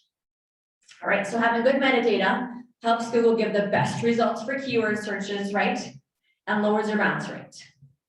Attaching a Google Analytics account to your website is free, and it allows you to do in-depth research about the people coming to your website. You can see what the pages they click on, the keywords they use to get there. Metadata also applies to your images. Make sure that you put good captions for your images. Images is called alt text. We'll go into that in a little bit. So what else could mean that you need a new website? Well, your website isn't accessible. You hear a lot about accessibility and inclusivity these days, right? It's important to make sure that people at every level have access to things in order to do their daily tasks. But what about your website? Your website's online. Doesn't have any bathrooms, doesn't have any stairs or parking lots. How does accessibility apply to your website? Well, an ADA accessible website means that anyone can access it. An estimated 19% of people in the US have some sort of a disability. So if you aren't making sure that a disabled person can use your website, you could be losing about 1/5 of your market share. One way that accessibility applies to websites is for those who are visually impaired, okay? This could refer to either colorblind or just varying levels of visual impairment. Visually impaired people may need to use a screen reader to read and navigate the websites for them. Because a screen reader doesn't really comprehend a whole lot of website features, they're not a whole, the AI hasn't really caught up with screen readers yet. They can't figure out what charts or images mean, so you have to tell them what the image is. So that's what alt text is. You put alt text on your images, which allows a screen reader to read the image to a visually impaired person. So if I had a picture of this dude pressure washing his shingles, I would call it and say, roof being cleaned with a high pressure hose. All right, it's descriptive enough that the person knows what they're doing, but it doesn't have to be so descriptive that you have to say, guy in dirty jeans, he's got tan tennis shoes with white stripes, he's on a red shingle house, I'm sure it's in Florida, it's pressure washing the roof, right? Doesn't have to be that descriptive. So having heading tags, your text set up in your columns, and specific alt text on your images also help the web crawlers read your pages as well, right? So this is great for SEO. When a crawler goes through your page, tries to figure out what's on that page, returns it back to the requester search engine results, right? So if the crawlers read the alt text, that helps them return the correct information to the searcher as well, okay? Another thing is colors. I don't know about you, but I can't read anything in that dark green spot. Can you? I have no idea what it says. Some colors just shouldn't go together, right? They just don't work. There's not enough contrast. But I mean, I am not colorblind, but somebody who would be colorblind probably doesn't even know that there's any text on that page at all. You have to kind of think about these things, right? So make sure that your contrast is good so that people can read it. If someone who has red-green color blindness, which is the most prevalent kind of color blindness, if you have text on your page that is red and it turns green when you hover over it, somebody who's colorblind won't know that it turns green and they won't know that it's clickable. Okay, so things to think about when you're putting colors on your website. Also think about images moving. We've talked, people hear about this, right? If your images move or flash too fast, it could cause someone to have a seizure. So it shouldn't move more than 3 times a second. All right, well, we've talked about videos. I'm gonna talk about videos a little bit too. I'm gonna talk about captions on your videos. Captions, your videos have to have captions. This not only makes them accessible for hearing impaired, but most people watch a video without sound. How many people watch videos without sound? Right? See? According to a study done by Verizon in 2019, 69% of people watching videos without sound in public places. And another 25% of them reported watching it without sound in private places.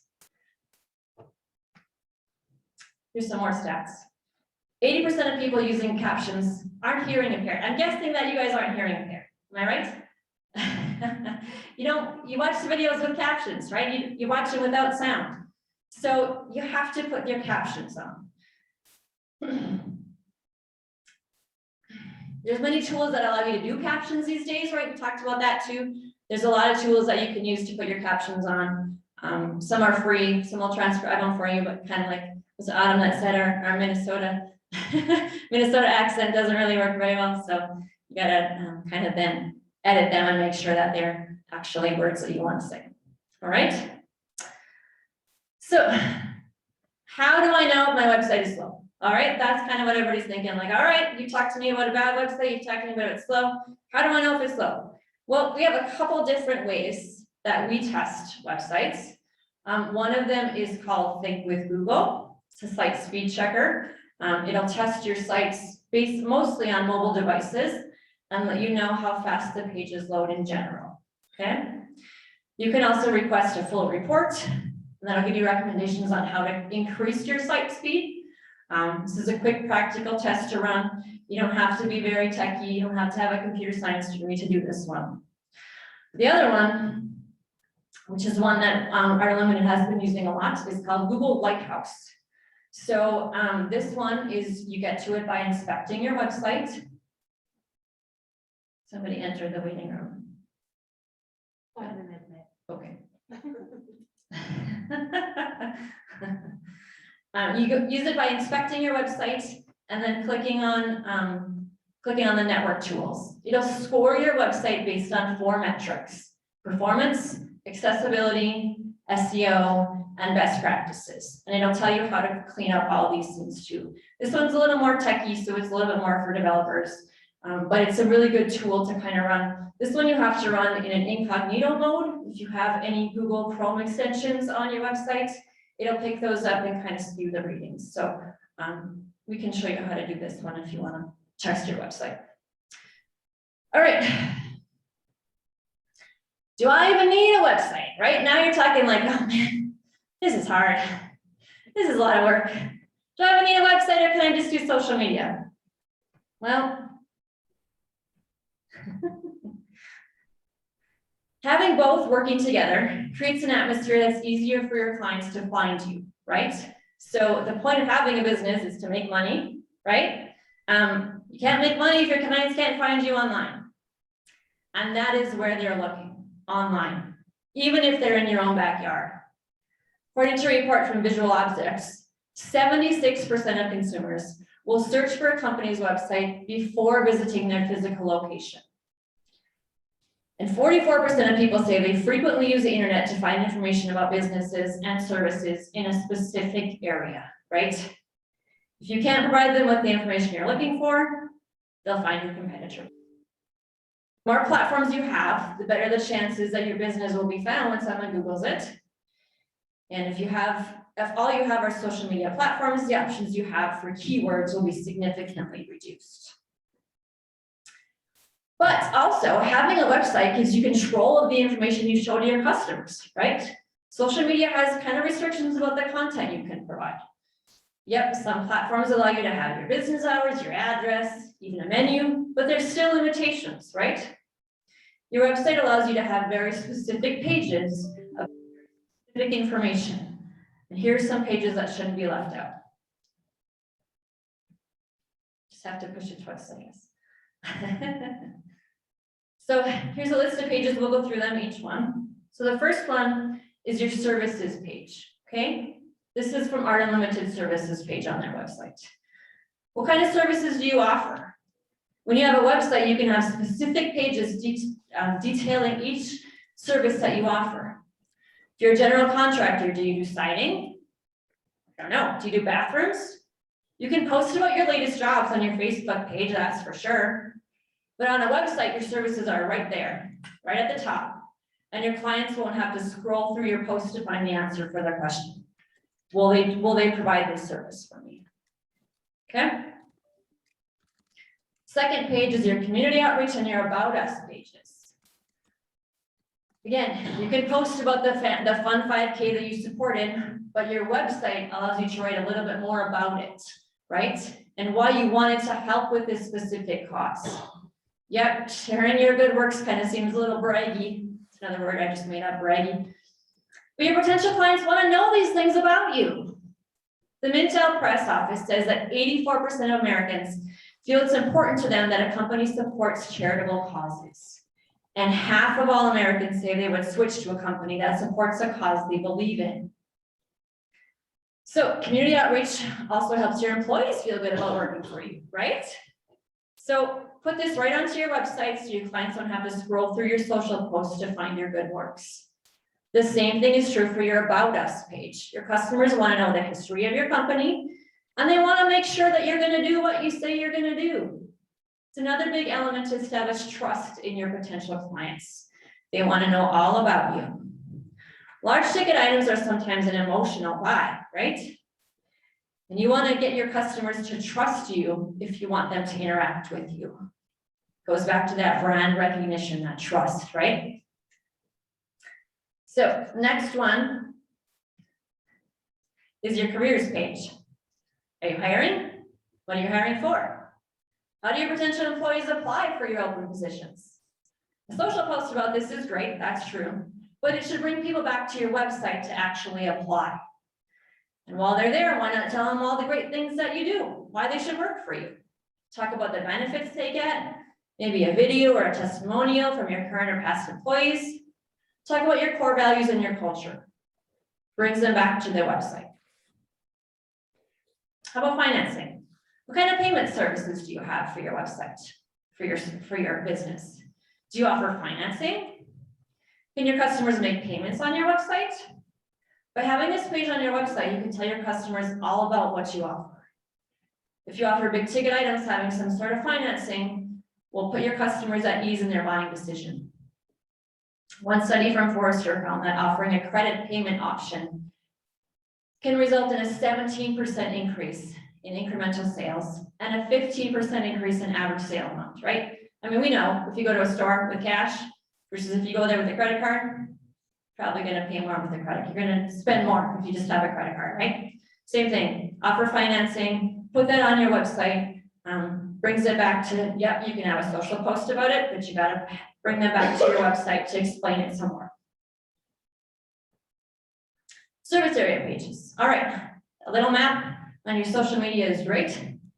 But did you know that you can actually build out specific location pages that will maximize your SEO efforts? All right, so say I have a roofing company that services Virginia, Tower, and Grand Rapids. I can make specific pages for each of these locations and ensure that if someone searches roofers near me in Tower, that my website comes up. Social media, yes, can also target people in those communities and serve ads to them, but having the pages on your website means that if they're searching for you, they'll find it. You don't have to go to them and bring them to you. So, what did we learn? We learned that having a social media strategy and a website complement each other, right? Your social media is a reflection of your brand, and your website is your home base, where you should have direct people to learn more about your business. If you have a slow website, stock images to your website isn't accessible to people with disabilities, it may be time for an upgrade. And having a great social media website presence and a website will increase the chances of your customers finding your business. Any questions? That was a lot. That's why I needed notes. Yeah, go ahead. Do you know any resources that do like a color palette that works well for people? Vision issues? Yes, we do. We have a user experience guru on staff that are limited, and our graphic designers to automate have some tools that the question was, is there any tools out there that you can use to see if the colors work well together? So Autumn, what platforms do you and your graphic designers use? So I guess I go to Adobe Color and you can get color palettes there. Mhm. And then one thing, when I remember, I'll test it in Photoshop because they do have you can view it as the different color blindness types and Yep, actually see what it would look like for someone who's like red, green colorblind versus blue or the different types. right, So those are the big ones I use, but that's like what I do on a daily basis. right, exactly, So yeah, I yeah. don't know of the free one, but adobecolor.com, I feel like there has to be something, and I'm sure if you do a Google, there's some website out there. that Right, shows you. right, yeah, yeah, so adobecolor.com is one of the main ones that graphic designers use. And then, you know, like you said, you can just kind of Google it too, I'm sure there's other free, you know, some of the Adobe products aren't always free, so. Yeah, good question. Yeah. Thanks, Ellen. Anybody else? Cool, all right, Kayla.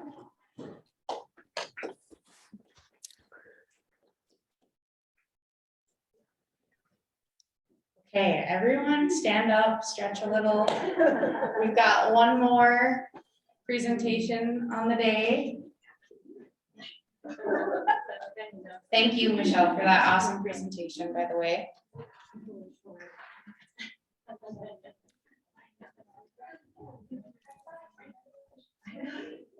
Yeah, you talked with me. Yeah, I could. Yeah, I can. Drive. We're gonna call because her and Amanda practice theirs together. Oh. So. Don't warm it, but. Just, you know, the cameras, like. Here. It kind of Right follows here. you. Oh, Yeah. Oh, okay. Yep. Perfect. That works. Where my phone? Yeah, we're just gonna go to the bathroom.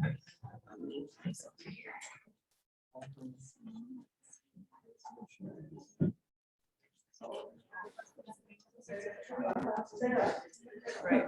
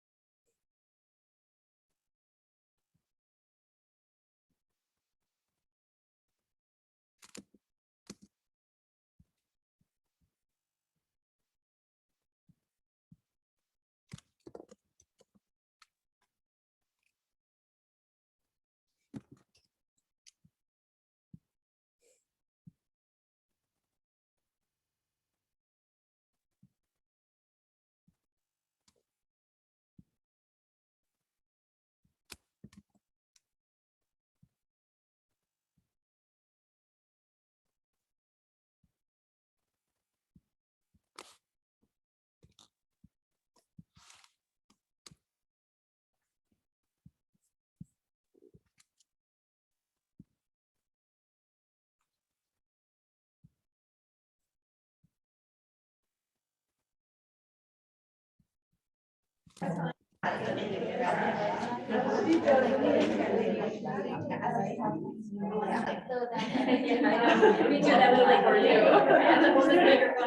everyone, if we could be seated, please. We are on our last presentation of the day. Austin's gonna come up and we'll try and fix our technical difficulty here, but I would like to introduce Sarah Pieper and Ricke again. They're gonna tag team this last presentation for you all.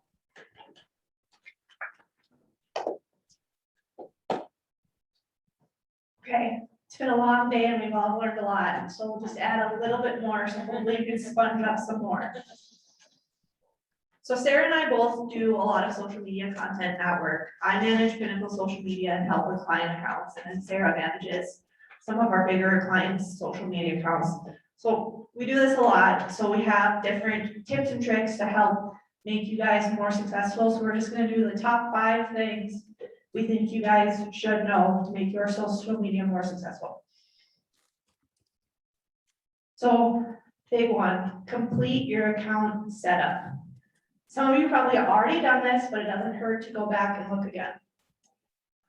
So account branding. Decide what your brand is going to be, your theme, your messages, your experience, what does your company do, what do you stand for?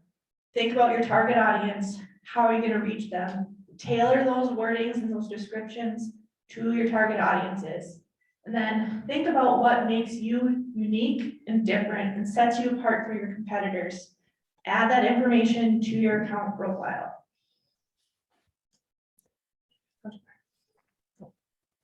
Okay, so set up your accounts. This is a good thing. Do it right, do it once, check back on it every once in a while. So, as mentioned before, set up a business account or a page. Don't be using a personal page or profile. Link to an Instagram business page. Makes your life so much easier in the long run. It takes probably 5-10 minutes to do, just do it. Makes your life easier. You can do everything from one platform then, makes management and everything else easier. Select your handles, make it something simple that ties to your business name, and use that handle across your profiles and on the different platforms. And then apply your branding. Again, be consistent. Use that same logo, your official logo, same name across all the platforms. Keep it simple, crisp, clean, and easy. Easier and simple you make everything, the easier it's going to be for you. So instead of making it complicated, just use your name, use your business logo. Seems basic and simple, but sometimes we see some interesting things.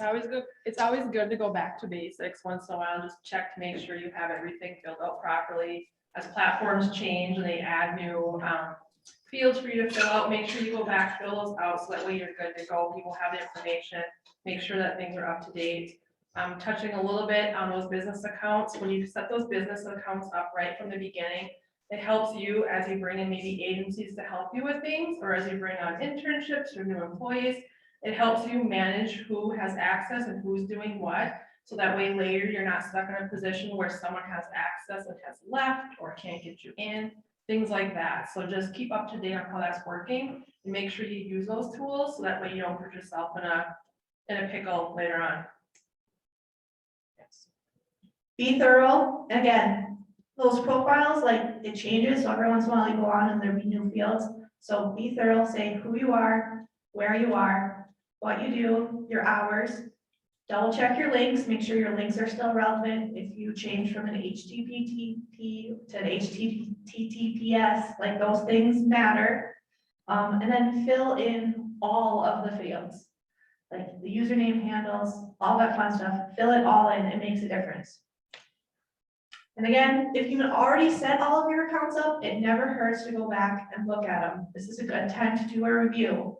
Look at your profile pictures. Is it good resolution? Is it for the current specs? Facebook likes to change the image specs every few years. Do you have the same handle across your platforms?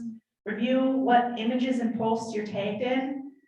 Every once in a while, you gotta go on that tag page on Instagram and you'll be surprised what you see. So make sure you're reviewing those tags. And then again, test your links. Make sure your links are still working and accurate. Okay, and again, make your life easier, create a plan.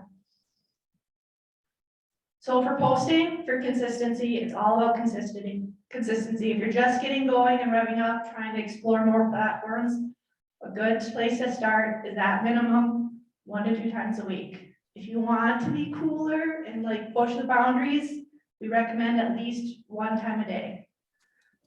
It can be in the morning, evenings, but trying to post at least once a day is a good place to go.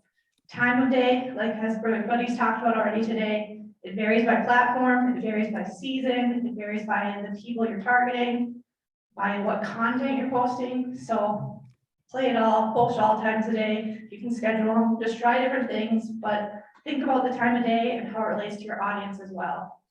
And then content, post relevant content to you. Make sure it's relevant or makes sense for you guys to post. Match your industry, think about the value you're bringing to your customers. A little bit on that consistency too, is just do what works best for you. Don't feel like you have to overload yourself and give yourself 5 platforms to manage and you've got to do all this work in a day. Start it out with what you are comfortable with, follow that, and as you become more familiar with it, go ahead and add to it and challenge yourself and push yourself with that content. And then touching back a little bit on when to post or how to post. Use those analytics and those platforms. They give you a lot of data if you set them up properly. If you set them up as business accounts, you can get a lot of insights on those people when they're online, what they're interested in, so you can use that to optimize your content and when it's going out. Good thing to do when creating your content is set a style and stick to it. This is all part of your branding. So you create a voice. Like the voice of Sephora is going to be a lot different than the voice of Ace Hardware. So think of your brand voice and you can tailor your messaging. This should go back to your websites and other content, but you have your distinct voice. Like when Target posts, we know it's Target. And then we all know Wendy's and their little snarky social media people. They have their voice, they have their personalities, they have their personas. So injecting that into your social media content will help elevate it and make you unique. Good formula guide is 80% content for engagement and 20% content for promotion. So the main goal is to get people to engage and interact on social media, and then do 20% to promote yourself, your businesses, or your services. A good content calendar strategy we use is we tend to make 4 to 5 categories that we have to get filled out for posts in a month or in a week. So what I do for Pinnacle is I do a promotion or a service. I highlight some client or recent work. And then I try to do a behind the scenes, introduce our people, talk about something we're doing in the office, an education piece to educate people on marketing, on trends, something to educate about our products or services, and then something fun related to marketing, but still relevant. So like a meme related to website development or a meme relating to marketing, or just a fun video of us goofing around in the office, just whatever works. And your categories can be different depending on your industry. So something that we do with the different companies and organizations we work with is you do some brainstorming. You have them reach out to their staff and discuss some of these content pillars and what might work. And it's going to look different across the board, no matter who you are or what you do. And these can change too. So if you're getting started with a plan, don't feel like you have to find 4 or 5 categories and that's like to the end of time what you do. You know, as you continue to watch your content and how things are performing, those might change. You might find that one of these content buckets isn't quite performing well and you want to. Okay.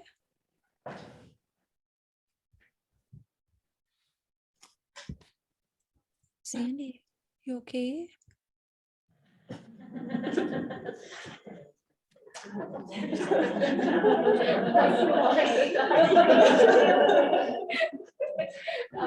Sparky talking.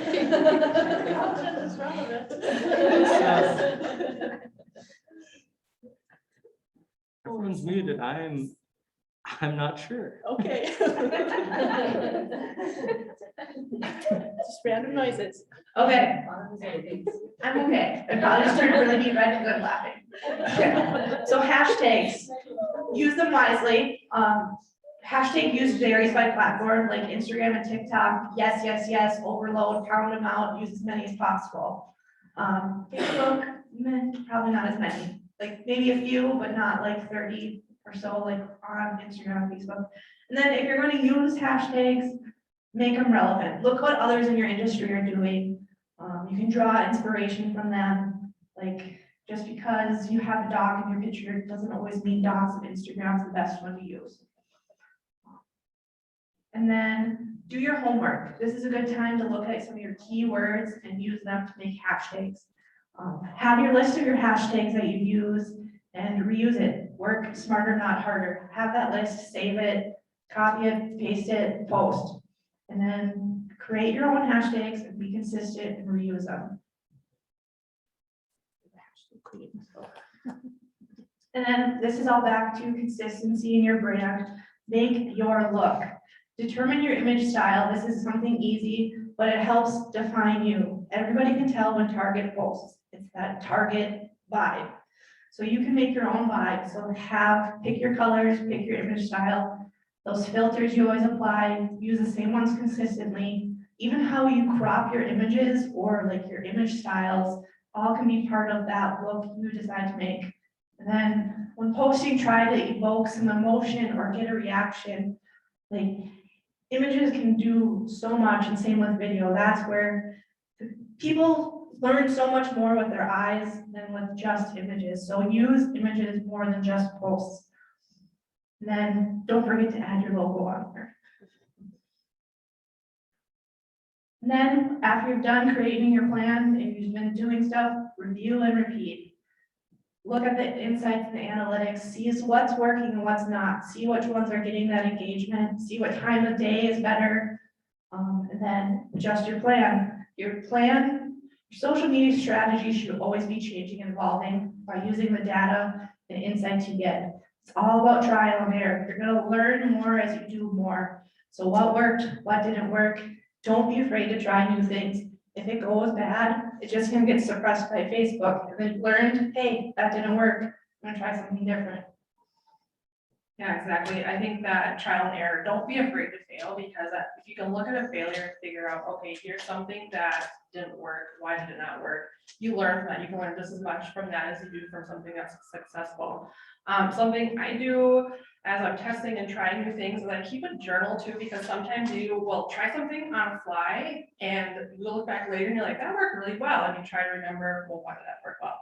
I kind of keep some notes for myself, a journal, so I know what I tested, what I tried, so that when I look back and I see success or failure, I can attribute that change to that. So just a little tip to not just always do things on a whim, but kind of like keep yourself a journal so you know what you're trying, what you're not doing. So part of your plan is actually scheduling time and making your plan work. So I guess I'm one of those people, I like to do my content calendar all in one day. I just blocks off some time, I write it all out, plan it all out, get my images and schedule all the posts. But you also have to mix in spontaneity. Have to go in and be spontaneous. David brought his puppy to work the other day. I have to post about that. Can't plan that ahead. I have to bring it, like post the pictures of the puppies. They get the extra engagement. Use your resources. You all have employees, staff, friends, family. Use your resources. Ask them to share stuff. Go ask the intern to make something because they might have different ideas than you do. Use your resources. Learn more. Try new things. Stay on top of trends and new tools. Social media is ever changing. Look at how big the big platforms have shifted this year, all moving to short form video content. So be aware of trends, try new tools, but before you totally jump in and immerse yourself, think, is it right for you? And will it add value to your social media? If it's not really going to help you or it's not hitting your target audience, might not be a good use of resources and time. And then don't be afraid to try something different. Try going live. Be personal and real, talk on your stories. Take half an hour and attempt to make a TikTok. Just do something different because you're not going to learn if it's going to work if you don't try.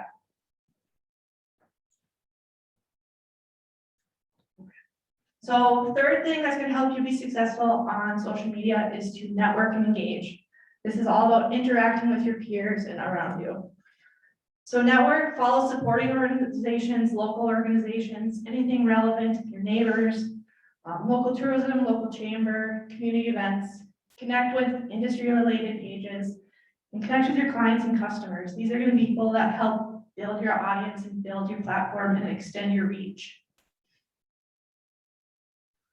And then you can't just connect with them, you have to engage with them. View and respond to your comments, positive and negative. Ask for reviews. Just don't let the negative comments hang out there. Try to address them in a positive light, turn it around to make it a better experience. Interact. You have to engage on social media. Go out and like, go out and comment. Just take a half hour, 15 minutes to a half hour every day, and just post it on your business platforms and interact with those other pages. DM your followers, share some of your neighbors' stuff. Just connect with people. Right, I think it's been mentioned earlier today that how important this is. You know, this helps play to that algorithm of how well you're being seen, how well you're being followed, and then also this community, these people that you're engaging with, you know, they're a potential source of content for you, right? Your customers, your clients, they can help you produce content, right? They have some good stories that you can share. They've got some great information they can give you. Photo contests that was mentioned earlier, they like to have their story shared and told as well too. So use them. They want to talk about how they interact with you and what you've done for them. You have to get a good thing to try is advertising on social media. So some reasons to advertise: you appear more frequently, it's cost effective, you can target specifically who you want to reach, it offers a call to action, and then if you want to get super into it and nerdy, you can do remarketing. So like once somebody hits your website, you can focus ads just on them and have them follow around. This is like when you're talking about buying a new truck and then all of a sudden the car ads follow you around. This is how you do it. So why advertise on Facebook and Instagram? You can set up the ads in Facebook, they shoot out to Instagram, you do it in one spot, kill two birds with one stone. It's global audience, it's very cost effective. You don't have to spend thousands of dollars on Facebook to have a super great result. You can throw 20 bucks, 50 bucks, 100 bucks at it, see what happens, learn, run a campaign for a couple weeks. You can focus on people you want to hit, target down, narrow down. You want to hit 30-year-olds that live in Grand Rapids and they're ladies. You can do that. Call buttons on ads have really good click-through rates and results. So if you have any call button, they tend to do better than other buttons.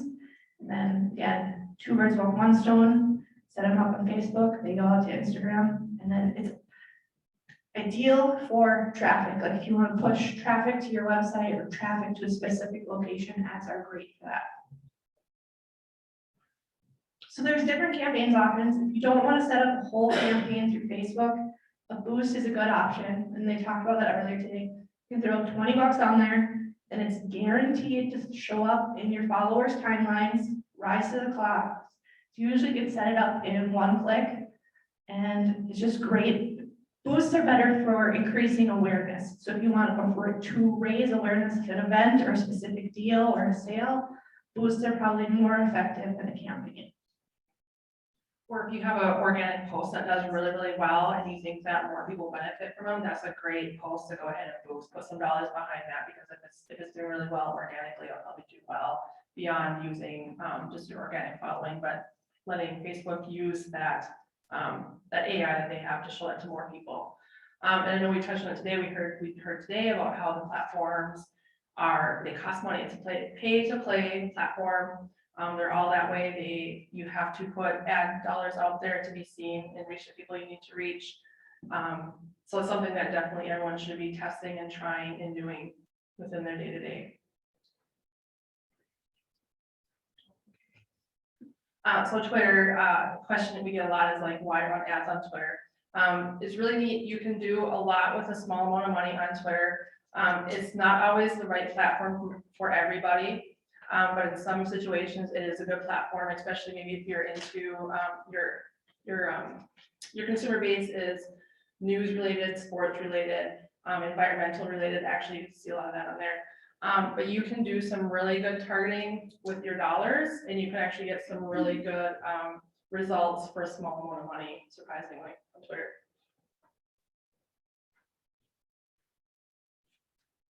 Okay, and then we know there's lots of other platforms out there, so should I advertise on other platforms? It depends on your industry and your audience.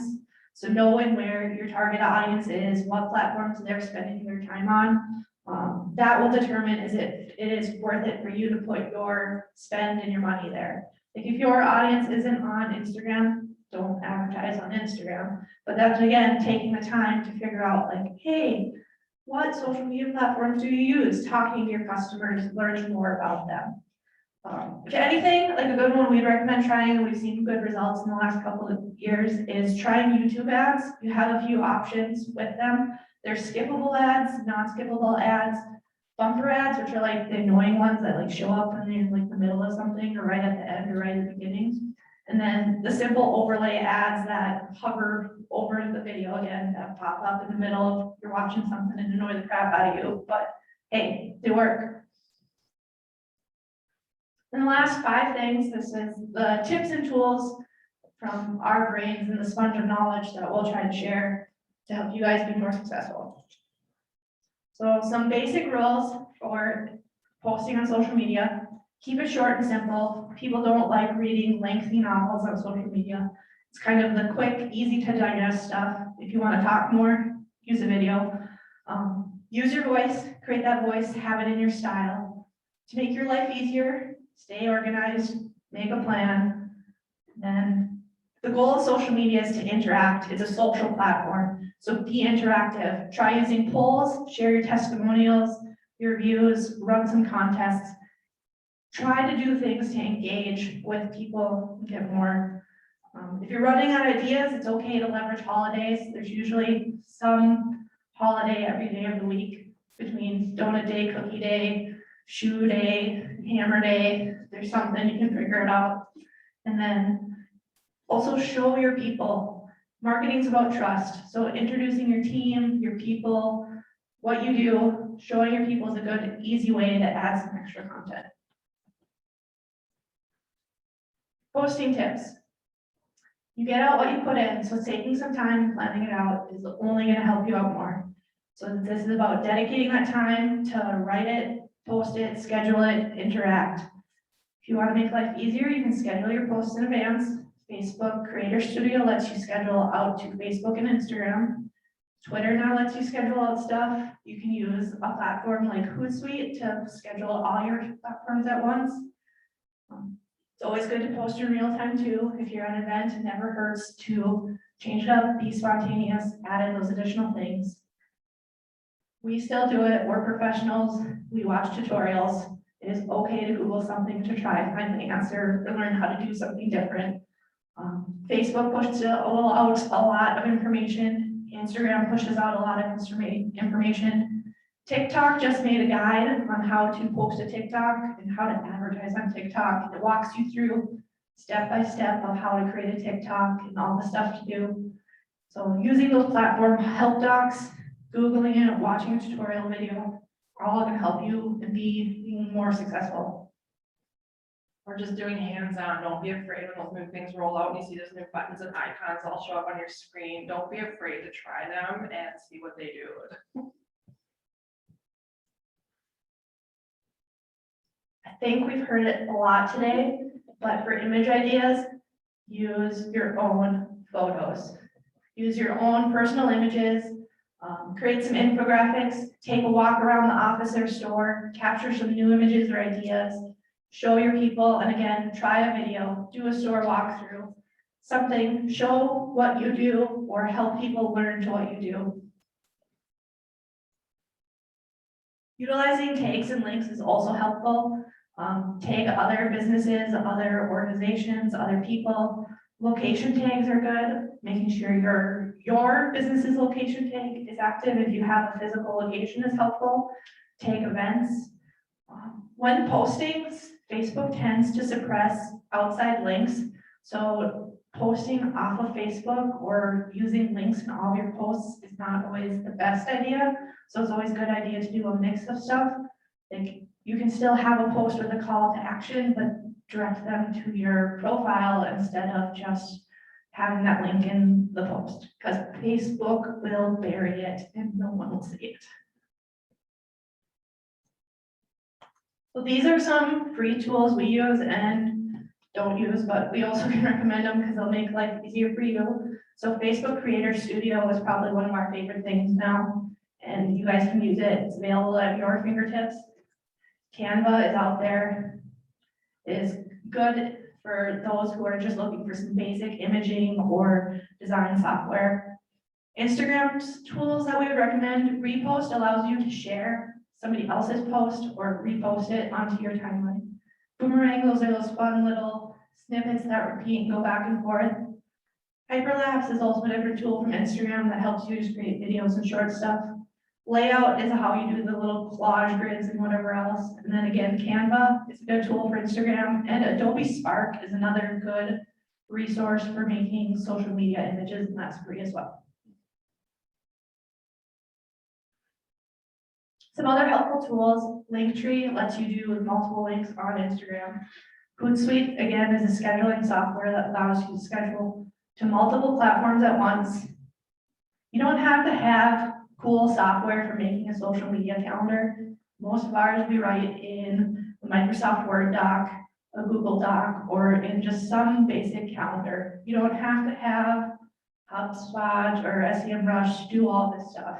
Just creating a Google Calendar and writing stuff down is more than enough. And image sources, you should try to use your own camera, create your own. We know that is not always an option, or sometimes you're in a rush or want something fun for the holiday. So a few sites for royalty-free images are listed below. But again, we strongly encourage you to create your own images or go seek and create your own content. And as we can see, we're all here today. Social media is challenging. There's a lot to it. Do not be afraid to ask for help. You can hire a professional. Professionals can help you do a full plan, get your account set up, or a lot of them will help you supplement, do posts here and there, add in the areas you're not covering. Or you can start with them and they can educate you, and eventually you take over and do it yourself. So there's a lot of options if you're looking for resources and where to get started. So that was the 5 things to help you with your social media that we strongly recommend right now.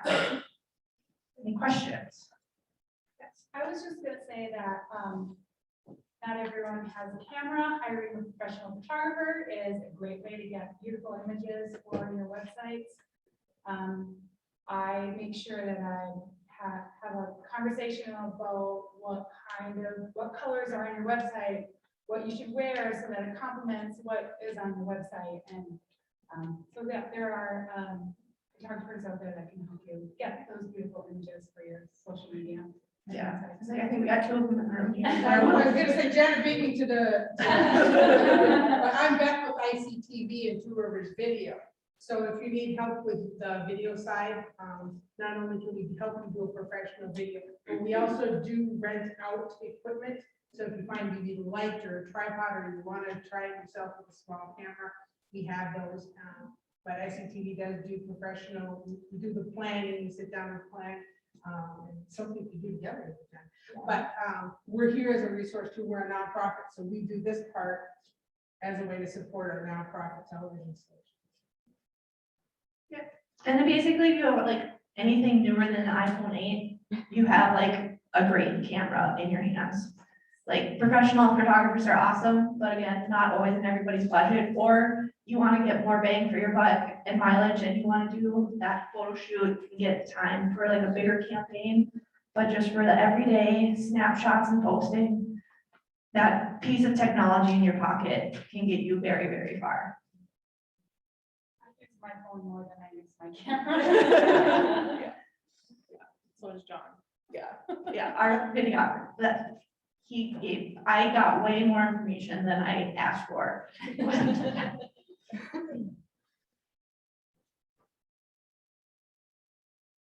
Well, we've had a great day today. If you guys have any questions or want any information, I'm sure all of us would be happy to sit and chat a little bit longer. Thank you all.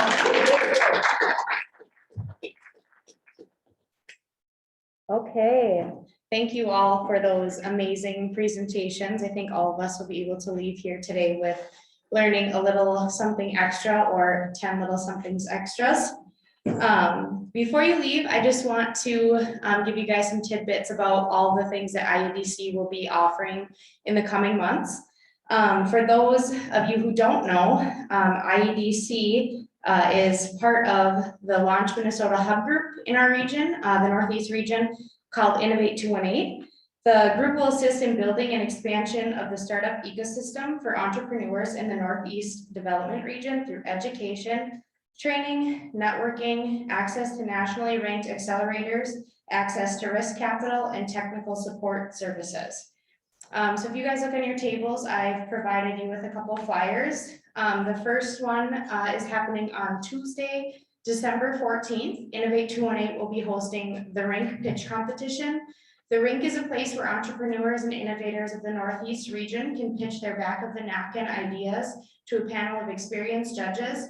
And this event will take place at Clyde Ironworks in Duluth. Please go to our website, itascadv.org, and go to the Innovate 218 tab to learn more about how you can submit an idea or be there to watch kind of a Northeast region Shark Tank. On Wednesday, December 15th, Innovate 218 will be hosting a virtual workshop, and that is the second flyer there through ILT Academy. In this workshop, the team at ILT will help innovators take their ideas from good to better to great. You can also learn more about this opportunity on the same webpage, itascadv.org. And before both of those awesome events, IEDC likes to take part in First Friday Art Walks once a quarter. We are super thankful for our rich and cultural, arts community in Itasca County. And so come see us on December 3rd at our office from 4 to 7. We will have some wine. We're offering Tykes Trophy sausage meat platters and trays, and then some sweet treats from Northwoods Candy Company. And McKeon Hugh Roberts will be performing acoustics and vocals. And with that, I want to thank all of you again for coming to Pinnacle, to visit Grand Rapids, to Art Unlimited, and the staff at Timberlake Lodge. Thank you all for being here, and hope you all have a wonderful and safe rest of your Wednesday.